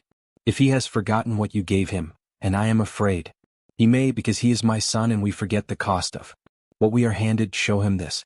Not to shame him. To remind him. And if by the time you read this things between you have run their course in the way of human things, I hope you know that an old man who met you once at a dinner table in Florence saw exactly who you were and thought, she is going to build something extraordinary. Build it with love and with respect. Carlo Romano. She read the letter 3 times. Then she folded it. She put it in the folder with the wire transfers and the settlement documents and the photographs of her mother, and the company amendment with her name on it. She sat in her mother's chair in the house Dawit had kept. She thought about a man she had met once at a dinner table in Florence who had pulled her aside and said, "He needs someone who will not let him become his excuses." She thought about what it meant that he had seen her. That he had seen her clearly in the specific way that older people sometimes see young people, not who they are performing but who they actually are, and had written her a letter and asked his wife to send it when the time was right. She thought the time was right now, not before. Now, when she had already made every decision, already signed every document, already left Milan and come home and started the building and moved forward with the clear, hard momentum of someone who has done the full accounting. She thought, he wrote this so I would know he saw me. Not so I would go back. Not so I would forgive his son. So I would know I was seen. She called Dawit. He answered. She said, "I need to read you something." She read him the letter. He was quiet for a long time when she finished. Then he said, "The father was a good man." She said, "Yes." He said, "Better than the son." She said, "The son is," she stopped. "The son is what the son is. He is not only one thing. None of them are." Dawit said, "No." She said, "His father saw me." Dawit said, "I saw you too. I have always seen you." She said, "I know." She said, "I love you, Dawit." He said, "I love you. Now go build the building." She almost laughed. Come the end of it all, the 9 years and the necklace and the funeral and the affair, and the settlement and the war, her brother could still make her almost laugh. She said, "I am building it." He said, "I know you are." She did not show the letter to Dante. She had thought about it. She had thought about it for 3 weeks, whether she owed him that, whether it would change anything, whether the words of a dead man, who had loved his son clearly and seen his son's wife, clearly deserved to be passed to the person they were partially about. She decided no. Not out of cruelty. Out of the same logic she had applied to everything since she left Milan. She was done making decisions about what Dante needed. She was making decisions about what she needed. What she needed was to keep the letter. To keep it in the folder with everything else. To know that someone had seen her, not what she sacrificed but who she was, and had thought it worth writing down. That was enough. That was, in fact, exactly enough. 6 months after she arrived in Addis Ababa, the building broke ground. It was not a dramatic ceremony. She had not wanted a dramatic ceremony. She had seen enough of those in the Italian architecture world, the champagne and the speeches and the photographs and suits. She wanted something real. She wanted the people from the neighborhood at the groundbreaking. She wanted her mother's neighbors and the women who had cleaned alongside her mother and the children who ran in the street outside the house Dawit had kept. She wanted Dawit there. He was. She stood at the edge of the site, a large plot in the neighborhood where she had grown up, cleared now, the dry earth of the dry season catching the morning light, and she looked at what was going to be there. Not yet built. Not yet visible. Just the space where it was going to be. She thought about Dante at his drawing table, 12 years ago, 7 years ago, last year. She thought about the sketchbook and the cramped handwriting. Nobody here will fund this. It is too warm for them. It belongs somewhere else. It belonged here. She had always known it belonged here. She thought, I brought it home from a Rome party where I almost did not go, in the wrong shoes in November. I saw it in a sketchbook and I thought it belonged here. And I spent 9 years making that possible, and here it is. Here it is. Kofi stood beside her. He did not say anything. He did not need to. They were two people who understood each other's thinking in the way of collaborators who have spent 6 months together and have found that they work. Dawit stood on her other side. Tyjust was in a carrier on her chest. 8 months old. Dark-eyed and calm in the way of infants who have been carried everywhere since birth and have decided that the world is a manageable place. Selen put her hand on the dry earth. She did not make a speech. She had one planned, for the press, for the funders, for the official record. But not here. Not at this moment. At this moment she just put her hand on the earth and she said nothing and felt everything and let the morning light of Addis Ababa fall across her and her daughter and her brother and the beginning of the most important thing she had ever built. And somewhere in Milan, in the apartment she had left, at the drawing table where she had sat across from him 100 times, Dante Romano opened the morning mail. He read the project announcement. Her name. Her building. His design transformed by Kofi Mensah's hand into something that breathed the specific air of Addis Ababa. He looked at it for a long time. He thought about a woman at a party in Rome in November, who had been standing by a window. He thought about what she had said when she first saw the sketchbook. Keep drawing it. The place will come to you. The place had come. It had come to her. He set the announcement down. He picked up the phone. The next chapter is where Dante comes to Addis Ababa. Not for the building. Not for the marriage. For something he cannot name yet, but that he has been moving toward since the moment he set the announcement down and picked up the phone. And the next part is also where Dawit finally sits across from him. Just the two of them. A table. No lawyers. No settlement. Just a man who loved his sister and kept every receipt. And the man who needed those receipts to exist. Subscribe to Romance Heartflix TV right now and ring that bell. He called on a Tuesday. She was at the site when the phone rang, standing with Kofi going over revised foundation drawings. The dry season. Dust of Addis Ababa coating everything in its fine pale film, the sounds of the neighborhood around them. Saw the Italian number and she stepped away from Kofi and answered. He said, I saw the announcement. She said, I know. He said, Selen. The building? She said, is being built. Yes. He said, I need to see it. She thought about this. Not whether she would allow it. She had known since the groundbreaking that he would come eventually, that the announcement would reach him. And the building would pull him the way the design had always pulled him, the way things you made with your whole self continue to pull you even after you no longer have a claim on them. She had known. She had prepared herself. She said, when? He said, 2 weeks. If that is acceptable. She said, call Dawit when you land. He will tell you where to come. She hung up. She went back to Kofi. He looked at her face briefly and then looked back at the drawings without comment. He had the particular tact of someone who has understood the shape of a situation without being told the details. She said, we need to talk about the garden terraces. He said, yes.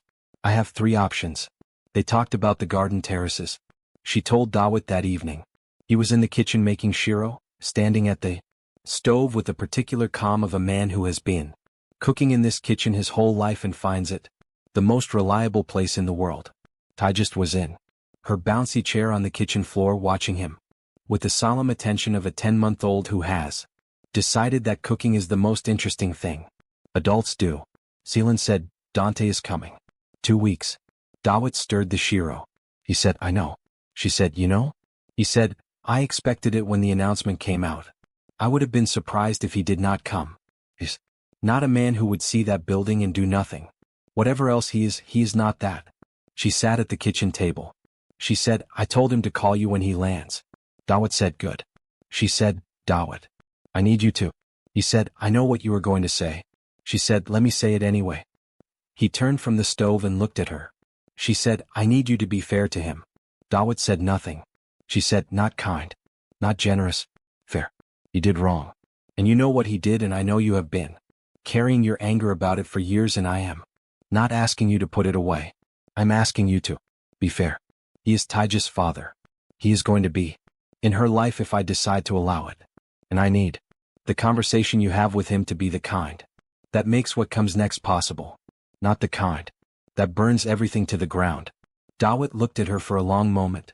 He said, you are asking me to forgive a man who let my sister sell her mother's necklace to pay for his career. She said, I am asking you to be fair to a man who did not know about the necklace. He did not know about the necklace, Dawit. I chose not to tell him. Dawit said, he should have noticed. She said, yes, he should have. And he will have to live with that. But I am not asking you to punish him for what he did not notice. I'm asking you to hold him accountable for what he did do, and leave room for the rest. Dawit looked at his sister across the kitchen table. He had been looking at her across this table his whole life. He knew every version of her face. He knew the version that was managing and the version that was decided and the version that was pretending to be fine and the version that was actually fine. This was the version that was actually fine. He turned back to the stove. He said, I will be fair. She said, thank you. He said, I am not doing it for him. She said, I know. He said, I am doing it for Taijist. She said, I know that too. Dante landed in Addis Ababa on a Thursday morning. He called Dawit from the arrivals hall. Dawit answered. He gave him an address. He said, "Take taxi. The traffic is complicated. Do not try to navigate it yourself." Dante said, "Okay." He paused. "Thank you for taking the call." Dawit said, "I took it from my sister. See you in an hour." He hung up. The address was not Selen's house. It was a coffee house on a quiet street in the Piazza area, one of the old neighborhoods, the kind that had been there long before the new Addis, with low buildings and jacaranda trees and the particular quality of a place that has decided not to hurry. Dawit was there when Dante arrived, sitting at a corner table with 2 cups of coffee already poured, Ethiopian coffee in the traditional small cups, strong and sweet, and entirely specific to this place and no other. Dante came in from the street looking the way he always looked after a long flight, slightly disheveled, slightly uncertain, the particular vulnerability of a person in a city that is not theirs. He was 44 years old.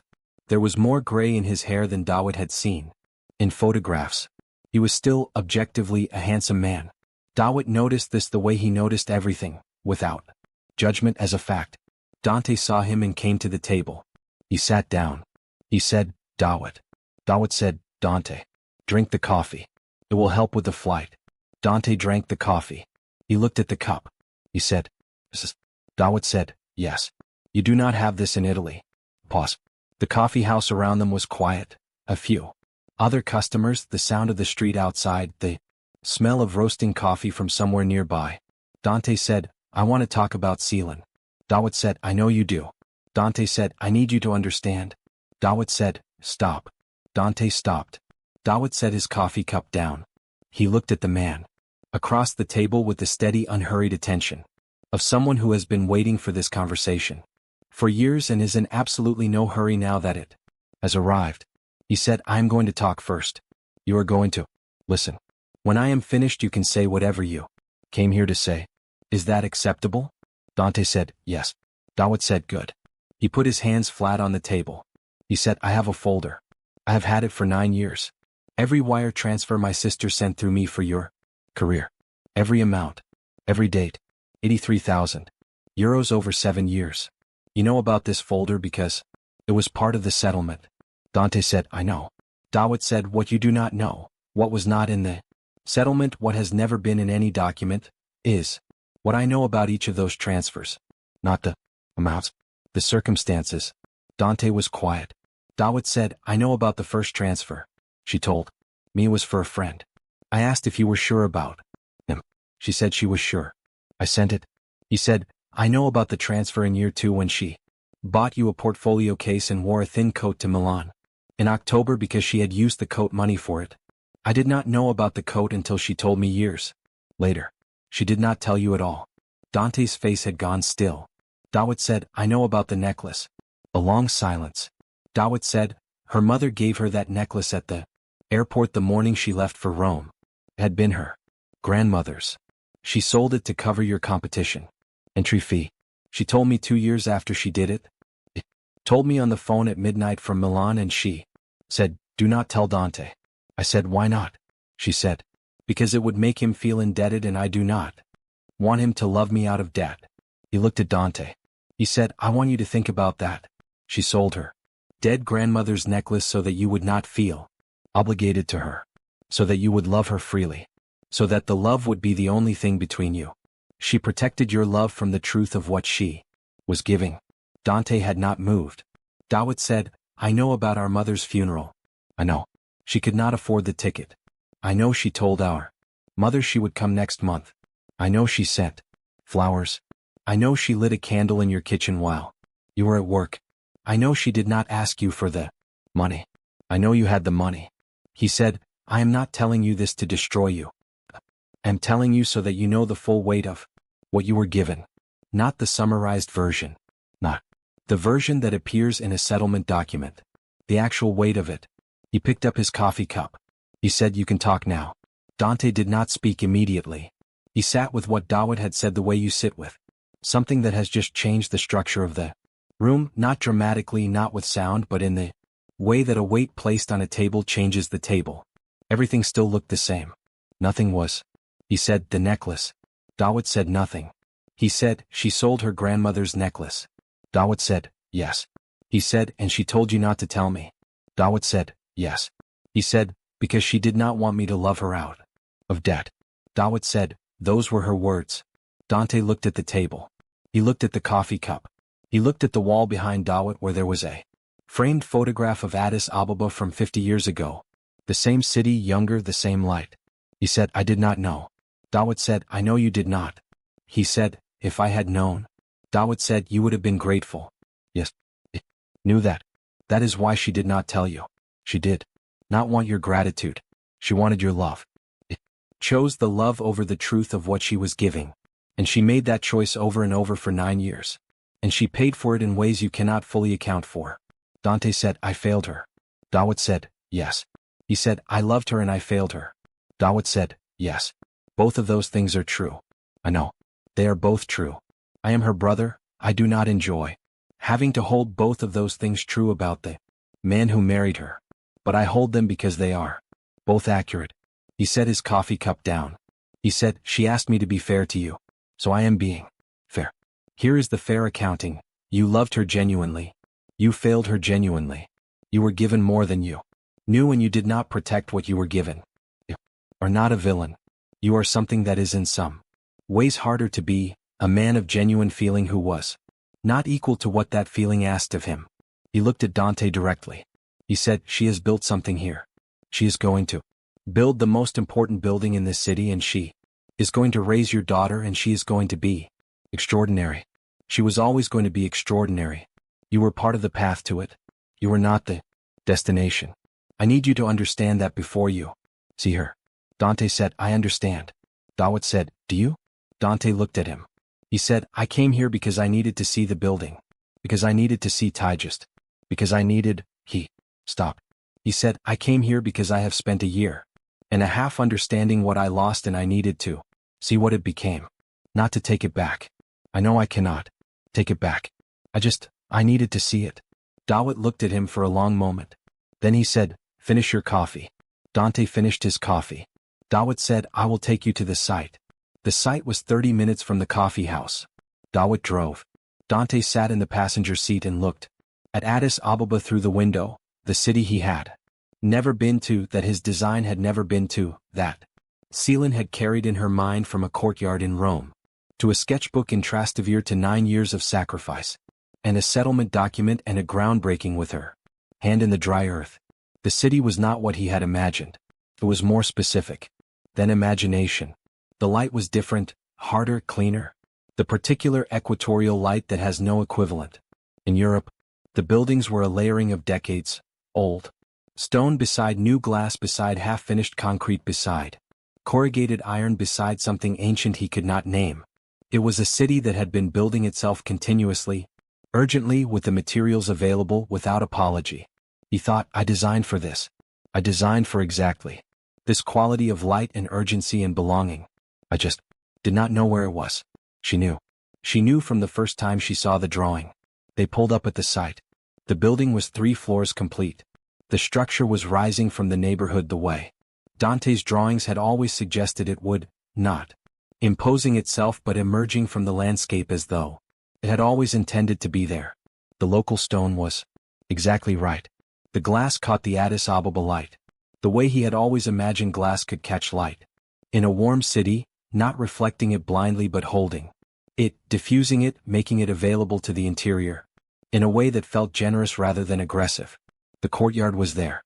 He could see the space of it even unfinished, the open center, the proportions Kofi had adjusted for the Addis wind patterns, the structural suggestion of the gardens that would grow on the upper terraces. It was better than his drawings. Not different, better. Kofi Mensah had taken his concept and given it the specific gravity of this place and this climate and these people, and the result was something that was both entirely his design and entirely not his design, something that had started in his sketchbook in Rome and finished in the hands of a Ghanaian architect in Ethiopia, and somewhere between those 2 points had become what it was always meant to be. He stood on the street outside the site and looked at it. He did not say anything for a long time. Dawit stood beside him. He did not say anything either. Dante said finally she got it right. Dawit said she always gets it right. Dante said, Kofi. Dawit said, is an extraordinary architect. Yes, they work well together. Something moved across Dante's face that Dawit watched. Without comment, Dante said, is he? Dawit said, a colleague, a collaborator, an architect. She respects enormously. That is all you need to know. Dante nodded. He looked back at the building. He said, I designed the feeling before I found the place. I said that to her once. When she first saw the sketchbook. Dawit said, I know. She told me. She said, keep drawing it. The place will come to you. Dawit said, yes. He said, it did not come to me. It came to her. Dawit said nothing. He said, she brought it home. From my sketchbook to this neighborhood. He said, that is, he stopped. He could not finish the sentence. Not because he did not have words. Because the words that were available were insufficient for the thing he was trying to say. Dawit watched him try. He said simply, yes. Selen was at the site. She had not planned to be there when Dante arrived. Had thought she would let Dawit bring him and come herself later, let them have the coffeehouse conversation. First, let Dante see the building before he saw her, let the building speak before she had to. But she was there because she was always there. Because the building was in its most critical structural phase. And Kofi had a question about the upper terrace load distribution that required her to be physically present. And the question could not wait. She saw Dawit's car pull up from across the site. She saw Dante get out. He was thinner than she remembered. Not dramatically. Not the thinness of illness, but the specific thinness of a person who has been living inside a difficult year. And it has showed in the way difficult years show quietly. And in the bones. His hair was more silver than when she had last seen him at the Milan airport. He was 44 years old, and he looked it in the way she had always found him most attractive, the way time made his face more itself rather than less. She noticed this with the detached clarity of someone who has completed a full accounting and knows exactly where every number stands. He looked at the building for a long time before he looked for her.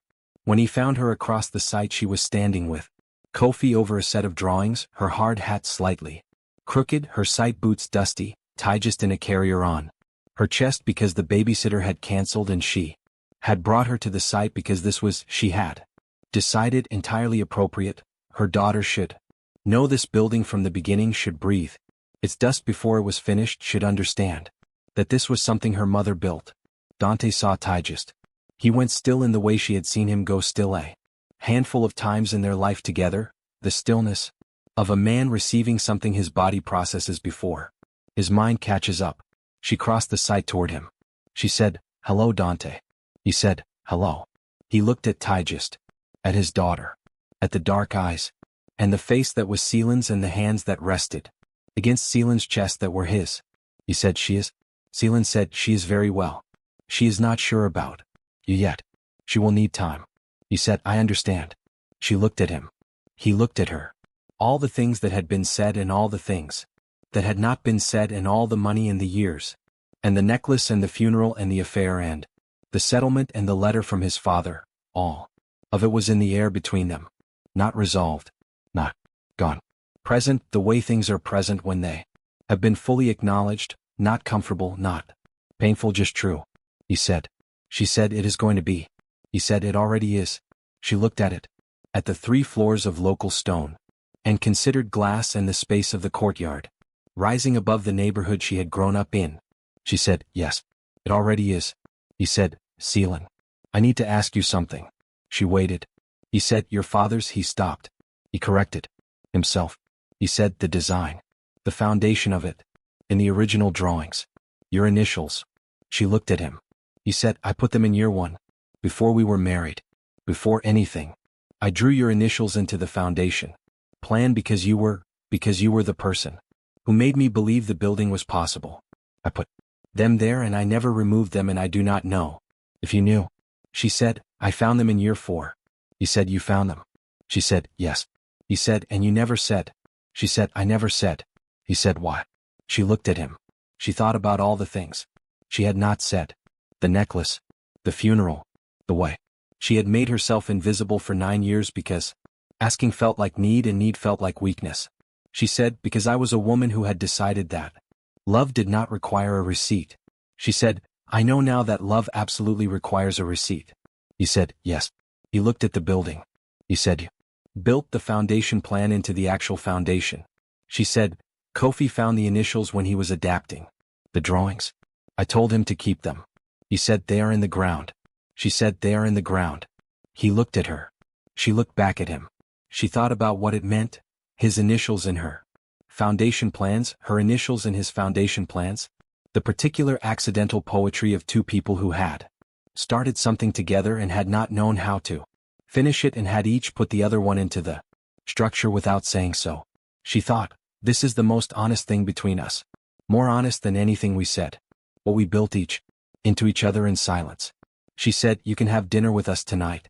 You and Dawit and me and Ty, just not a reconciliation, not a conversation about the past, just dinner, so she can see you in a room with us, so she can begin to know what you are in relation to her. He said, yes, please. She said, 7 o'clock. Dawit knows the address. She turned back to Kofi and the drawings. She did not look back, but she was almost smiling. Almost. The dedication speech was 3 weeks later. The building was not yet finished. It would not be finished for 4 more months, but the structure was complete enough to hold a ceremony, and the funders and the press and the community partners needed something to mark the moment, and Selen had agreed to speak. She stood at a temporary podium at the base of the building on a Saturday morning with the Addis Ababa light on everything in the neighborhood around her, and Dawit in the front row and Kofi beside him, and a small cluster of journalists and a larger cluster of people who had grown up in these streets and wanted to see what was being built on the corner where the empty lot had been. Ty just was with the babysitter. Dante was in the back. He had extended his stay. He had not asked her permission. He had told Dawit he would like to stay another week. And Dawit had told Selen, and Selen had said nothing. And that silence had been the permission. She looked at her notes for a moment. Then she set them aside. She said, this building is dedicated to my mother. Her name was Hirat Bekele. She cleaned government offices in this city for 29 years. She saved everything she earned for her children. She asked for nothing for herself. She never got to see me come home. She paused. She said, I built this so she can see me now. The crowd was quiet. She said, she taught me that a foundation is not what you see. It is what holds everything up that you do. See, she was my foundation. This building is hers. She stepped back from the podium. Dawit was in the front row. He was looking at the wall of the building, the way he had looked at the wall of their mother's sitting room when Selen cried in her mother's arms on her last visit home. The same wall looking. The same privacy of a man who will not let you see him feel something. She knew he was feeling it. She said nothing. She stood beside him. In the back of the crowd, Dante stood with his hands in his pockets and his face turned toward the building and the woman who had built it, and he thought about a party in Rome in November where he had crossed a room to find a woman standing by a window and said, you look like someone who came to a party to avoid a party. And she had said, and you look like someone who came to find someone to talk to about buildings. He had thought he was talking about buildings. He had been talking about her. He understood this now. He understood it here in Addis Ababa, in the neighborhood she had grown up in the light of a city he had designed for without knowing its name, watching the woman he had loved and failed standing in front of the building she had built from his dream, and her sacrifice and the dry Ethiopian earth. He understood it. He was 12 years too late. One last part. Subscribe to Romance Heartflix TV right now and ring that bell. He stayed for 3 weeks. Not in her house. He had a hotel in the Bowl area. Clean, modest, the kind of place that a man chooses when he is trying to communicate that he is not making assumptions. She noticed this. She noticed everything. The 3 weeks had a rhythm to them that neither of them had designed, but that emerged anyway, the way rhythms do when people who know each other well are in the same city and trying to be decent about it. He came to the building site most mornings. Not to interfere. He understood without being told that the building was Selen's and Kofi's, and he had no standing on that ground except as the originator of a concept that had already been surpassed by its execution. It came because he could not stay away. He stood at the perimeter and watched it rise, and sometimes Kofi would see him and come over and they would talk. Two architects. The conversation entirely technical, the conversation Entirely honest in the way that technical conversations between people who love buildings can be honest in a way that other conversations cannot. Selen watched this from across the site on the second day and thought, they like each other. She thought, of course they do. They are both men who believe that buildings are for the people inside them. Of course they like each other. She thought, this is the most complicated feeling I have had in 3 years. Watching my ex-husband find a colleague in the man who is building his design in my city. She went back to her drawings. He saw Tigist every evening. This had been Selen's arrangement and she held to it. With the precision she held to all her arrangements. Not rigidly, not punishingly, but with the clarity of a woman who has thought about what a child needs and has structured accordingly. 1 hour in the evening. In the house. With Selen present. Not in the room for every moment. She was not going to perform supervision. But in the house, available, the steady background presence of a mother who is watching without hovering. The first evening Tigist had looked at him with the solemn assessment of a 10-month-old who has not yet learned to pretend interest she does not feel. Had looked at him for a long time. Then she had looked at her mother. Then she had looked back at him. Then she had reached out and grabbed his finger. Not warmly. Not affectionately. With the practical grip of a baby who has decided that a finger is available and fingers are useful. But she had held. And Dante had gone very still and let her hold on with the complete focused attention of a man who understands that he is being assessed and has decided that the correct response is stillness. Selen from the doorway had watched this and felt something she could not categorize, not softening. Exactly, not the beginning of a different decision. Something more like the acknowledgement of a fact. He was her father. The grip was real. Whatever else was true, that was also true. By the end of the first week Tigist had decided, with the efficiency of a baby who does not waste time on ambivalence, that she liked him. She reached for him when he arrived. She showed him things. Objects of tremendous infant significance, a wooden block, a particular plastic ring, a corner of the blanket she carried everywhere, with the serious generosity of someone sharing important knowledge. He received all of it with the seriousness it deserved. Selen watched from doorways and thought, he is good with her. He is genuinely, naturally good with her. She thought, I knew he would be. I always knew that. On the 10th evening they had dinner together, the 4 of them, Dante and Selen and Dawit and Tigist. The same configuration as the first dinner, but different. In the way that 10 days in the same city changes things. Less formal. Less careful. More like people who have agreed to share a table and have found, unexpectedly, that the sharing is not impossible. Dawit made tips. He had made it the same way since their mother taught him, the slow version with the berbera from the same shop she had always used, the rosemary from the garden behind the house. The kitchen smelled the way it had always smelled, and Selen sat at the table she had grown up at and felt the particular disorientation of a life that had been rebuilt around the same fixed points it started from. Dante ate the tibs with the focused appreciation of someone tasting something they will not forget. He said to Dawit, this is... Dawit said, I know. He said, your mother taught you. Dawit said, yes. He said, Selen told me about her. Dawit looked at him. He said, she talked about our mother to you. He said, she told me near the end in the counseling sessions, she told me about what it had meant to be the child her mother had chosen to send. The weight of that. How it governed everything she did. Dawit said, it governed everything she did. He said, I did not understand it properly at the time. I understand it now. I understand it here. Dawit looked at him for a moment. Then he picked up his fork. He said, eat the tibs before it gets cold. Dante ate the tibs. It was, Selen thought, watching them across the table, the most ordinary, extraordinary moment she had witnessed in years. 2 men who had every reason to be incapable of sitting at the same table eating the same food, and talking about her dead mother with the quiet ease of people who are trying. She thought, this is what trying looks like when it is real. Not performance. Not managed feelings. Just 2 people at a table doing the small difficult work of coexistence. She thought, my mother would have had something to say about this. Something precise and warm and slightly wry. She would have looked at this table. And she would have said something that cut directly to the truth of it and made everyone feel simultaneously seen and slightly embarrassed. She missed her with the specific completeness of someone who has been missing a person for 3 years. and has learned to live inside the missing without letting it be all she carried. The question came on the last evening. Dante was leaving the next morning, back to Milan, back to Ricci architecture and the work in the city. That was his. They had established something over 3 weeks, a structure fragile and real for how he would be in Tigist's life. Video calls twice a week. A visit every 3 months. Her first trip to Italy when she was old enough to travel comfortably. Nothing permanent. Nothing promised beyond what was certain. It was sufficient. It was what was available. They were on the veranda after dinner. Dawit had gone to bed early with the particular tact of a man who understands when 2 people need a space that does not include him.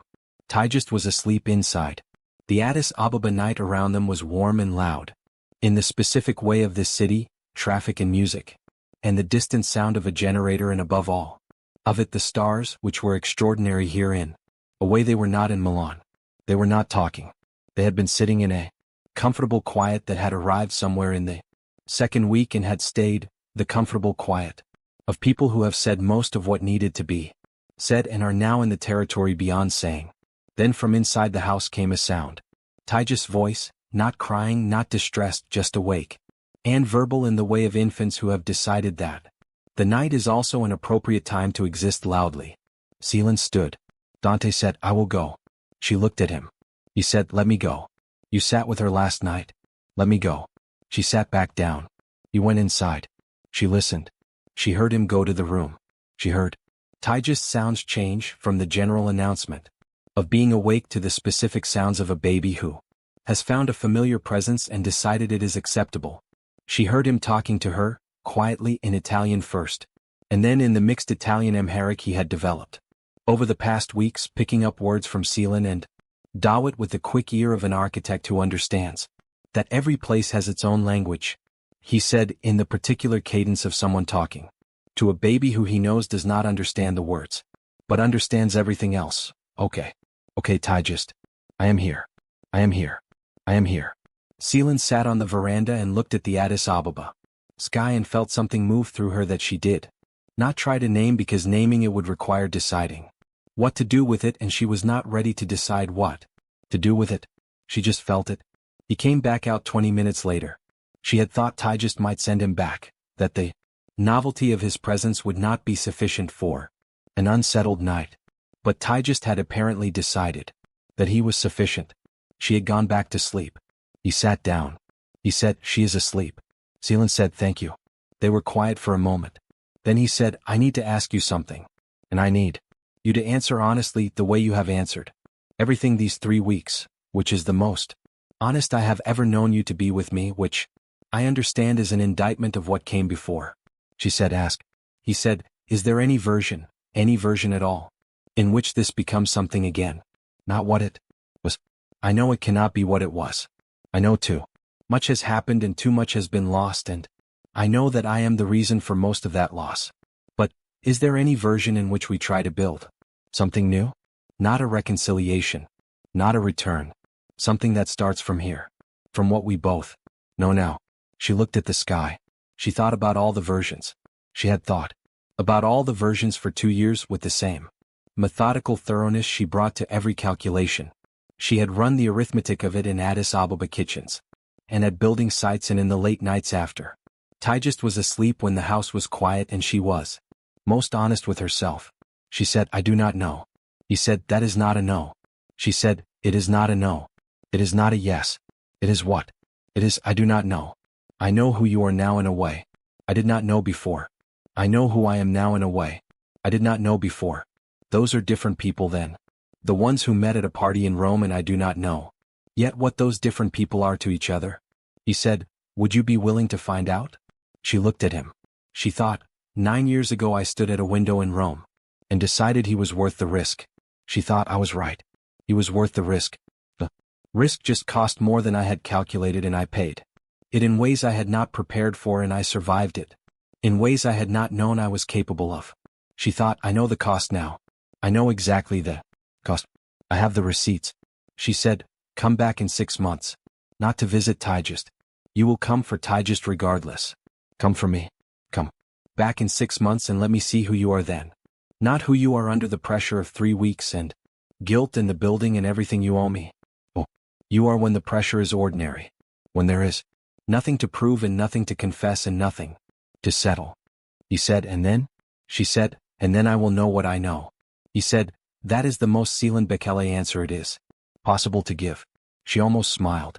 She said, yes, it is. He said, I will come back in 6 months. She said, I know you will. He left the next morning. Dawit drove him to the airport. Selen stayed at the house with Tigist, not because she did not want to go to the airport but because airports were already loaded with too much history and she had no desire to add to them. She stood on the veranda with Tigist on her hip and she watched Dawit's car go down the street and she thought, 12 years ago I stood at a party in Rome, in the wrong shoes and a man crossed a room and said, you look like someone who came to a party to avoid a party. She thought, I did not know then what a sentence could cost. She thought, I know now. Tigist pointed at a bird, a small bright one, perched on the garden fence, vivid against the morning. She pointed at it with the complete conviction of a child indicating something important. Selen looked at the bird. She said, yes, I see it. The bird flew away. Tigist watched it go. She was not distressed by this. She was interested. She tracked it until it was out of sight and then she turned back to her mother with the philosophical calm of someone who has understood that things come and things go and the morning is still the morning. Selen looked at her daughter. She thought, you have his hands and my eyes and your grandmother's capacity for calm and all of our history in your blood and you do not know any of it yet and that is exactly right. She said, let us go inside. I will make coffee. The building opened 4 months later. On a Saturday morning in the dry season with the Addis Ababa light falling at the specific angle Kofi had designed for, had calculated for, had measured and adjusted and recalculated to ensure that on a Saturday morning in the dry season the light would come through the upper terraces and fall across the courtyard in exactly this way, warm and generous and without apology. The community came. Not just the press and the funders and the official guests, the community came. The people from the neighborhood. The women who had known her mother. The children who had grown up on these streets. The old men who sat outside the coffee houses every morning and had watched the building rise from the empty lot, with the philosophical continuity of people who have watched many things rise and fall on this street and have learned to reserve judgment until the thing is finished.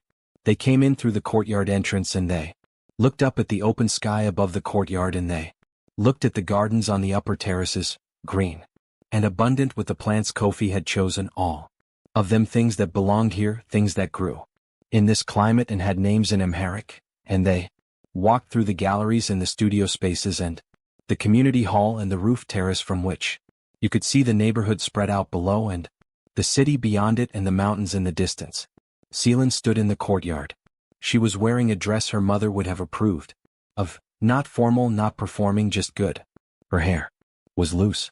Tigist was on her hip, wearing a small, bright dress that Dawit had bought from a market woman in Piazza, and that was slightly too big because he had bought it for the person Tigist was going to grow into rather than the person she was now.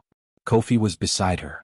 Dawit was somewhere in the crowd. She could see him near the entrance talking to one of the community partners, his posture the same posture it had always been, one hand in his pocket, entirely in control.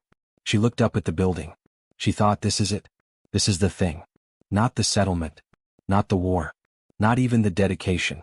Speech about her mother, though that had been true and important, and she would carry it for the rest of her life. The building full of people. The light doing what Kofi had designed it to do. The courtyard open to the sky. The gardens growing on the upper terraces with their Amharic names. The children running in the spaces between the columns the way children run in spaces they have decided belong to them. She thought about the sketchbook, about the cramped handwriting in the margin. Nobody here will fund this. It is too warm for them. It belongs somewhere else. She thought, it belonged here. I always knew it belonged here. She thought about her mother cleaning offices for 29 years. She thought about one suitcase and Rome in November and a man at a party in 12 years and all the costs and all the receipts. She thought, Mama, look what I built. She looked up at the sky above the courtyard, the specific blue of an Addis Ababa dry season morning, clear and high and without compromise. She thought, do you see it? The sky did not answer. The sky was the sky. But the light came through it the way Kofi had designed it. To come through, warm and generous and without apology. And it fell across the courtyard and across the people. And across Tigist on her hip and across Selen's face. And it was, she thought, enough. It was more than enough. This is where the question comes. You've been waiting for it since part 6. So has Dante. He came back in 6 months. He came on a Thursday. And he stayed a week and he was, as she had asked, ordinary. Not performing. Not confessing. Not managing. Just a person in Addis Ababa having breakfast and going to the building site and playing with his daughter in the evening and eating dinner with Dawit, who was civil to him with the specific deliberate civility of a man who has decided that this is what is required and is doing it without drama. Tigist was 15 months old. She was walking. She had been walking for 3 months, with the determined, unstable energy of a person who has discovered that movement is possible and has decided there is no reason to be stationary. It walked everywhere. She walked into things and off things and around things, and she fell and got up and walked again with the philosophical pragmatism of someone who has decided that the ground is not an obstacle but simply a temporary interruption. On the 4th evening of his visit, a Sunday warm, the kind of Addis evening that smells of rain that has not yet arrived, Tigist was sitting on the veranda between Selen and Dante.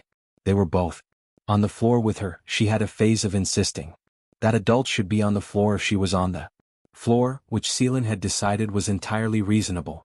And she was distributing objects between them with the focused authority of a 15-month-old who has determined that the equitable distribution of resources is important. She gave Dante a wooden block. She gave Selen a plastic ring. She looked at both of them for a moment with the assessment she had inherited entirely from her mother. Then she said, in the particular not quite words of a child who is at the exact edge of language, who has the sounds but not yet all the forms, she said something that was clearly a question. The intonation was unmistakable. The rise at the end. The pause after. She was asking something. Dante looked at Selen. Selen looked at Dante. They looked at Tigist. Selen said, "What is it, my love?" Tigist pointed at Dante. Then at Selen. Then she put both her hands, his hands, the long-fingered careful hands that had come from him and would go with her through her whole life. She put both her hands flat on the veranda floor between the two of them. Between. She looked up. She said, in the not quite words, in the language that was becoming language, something that sounded with the imagination that parents apply to their children's first attempts at meaning, like, here, here. Both her hands on the floor between her parents. Here. Selen looked at her daughter's hands on the floor. She thought, she has her father's hands and she has just put them down between us. She thought, she does not know what she is doing. She is 15 months old. She is distributing the floor the way she distributes everything, with the logic of someone who sees two people and wants there to be a between. She thought, she knows exactly what she is doing. She looked at Dante. He was looking at Tigist's hands on the floor. He looked up at Selen. She thought about the 6 months question. About, come back in 6 months and let me see who you are, when there is nothing to prove. She thought about who he had been this week, ordinary, present, without performance, without the pressure of guilt, or settlement or building or war. Just a person, on a veranda floor playing with a child who had his hands and her eyes and her grandmother's calm. She thought, I know who he is. I have known who he is for 12 years. The question is whether who he is now is sufficient, whether what has been built from the ruins is something that can hold. She thought, I have the receipts. She thought, love absolutely requires a receipt. She thought, but it also requires something the receipt cannot contain. She looked at her daughter's hands on the floor. Between them. She thought, here. She put her hand over Tigist's hands. Dante looked at Selen's hand over Tigist's hands. He put his hand over Selen's hand. 3 hands on the veranda floor of a house in Addis Ababa in the warm evening before the rain. Not a promise. Not a reconciliation. Not a beginning. Or an ending or any of the things that require a name. Just 3 hands. Here. Now you can argue. Was it forgiveness? Was it just proximity?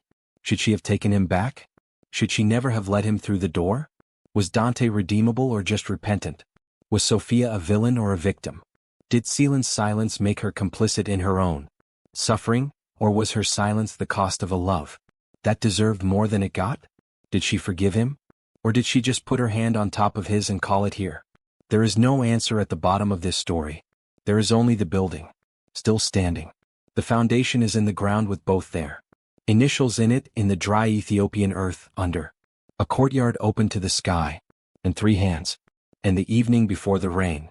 And a child between them who has both their hands. And does not yet know what any of this cost. And will. And the woman who built all of it. Still building. This story is finished. But Romance Heartflix TV is not. If the story moved you, if it kept you up at night, and made you argue and made you feel things you were not expecting to feel, then subscribe right now and ring that bell. Leave your answer in the comments. Did she forgive him? Should she have? We read every single comment. And the next story is already coming. Welcome to Romance Heartflix TV. You belong here.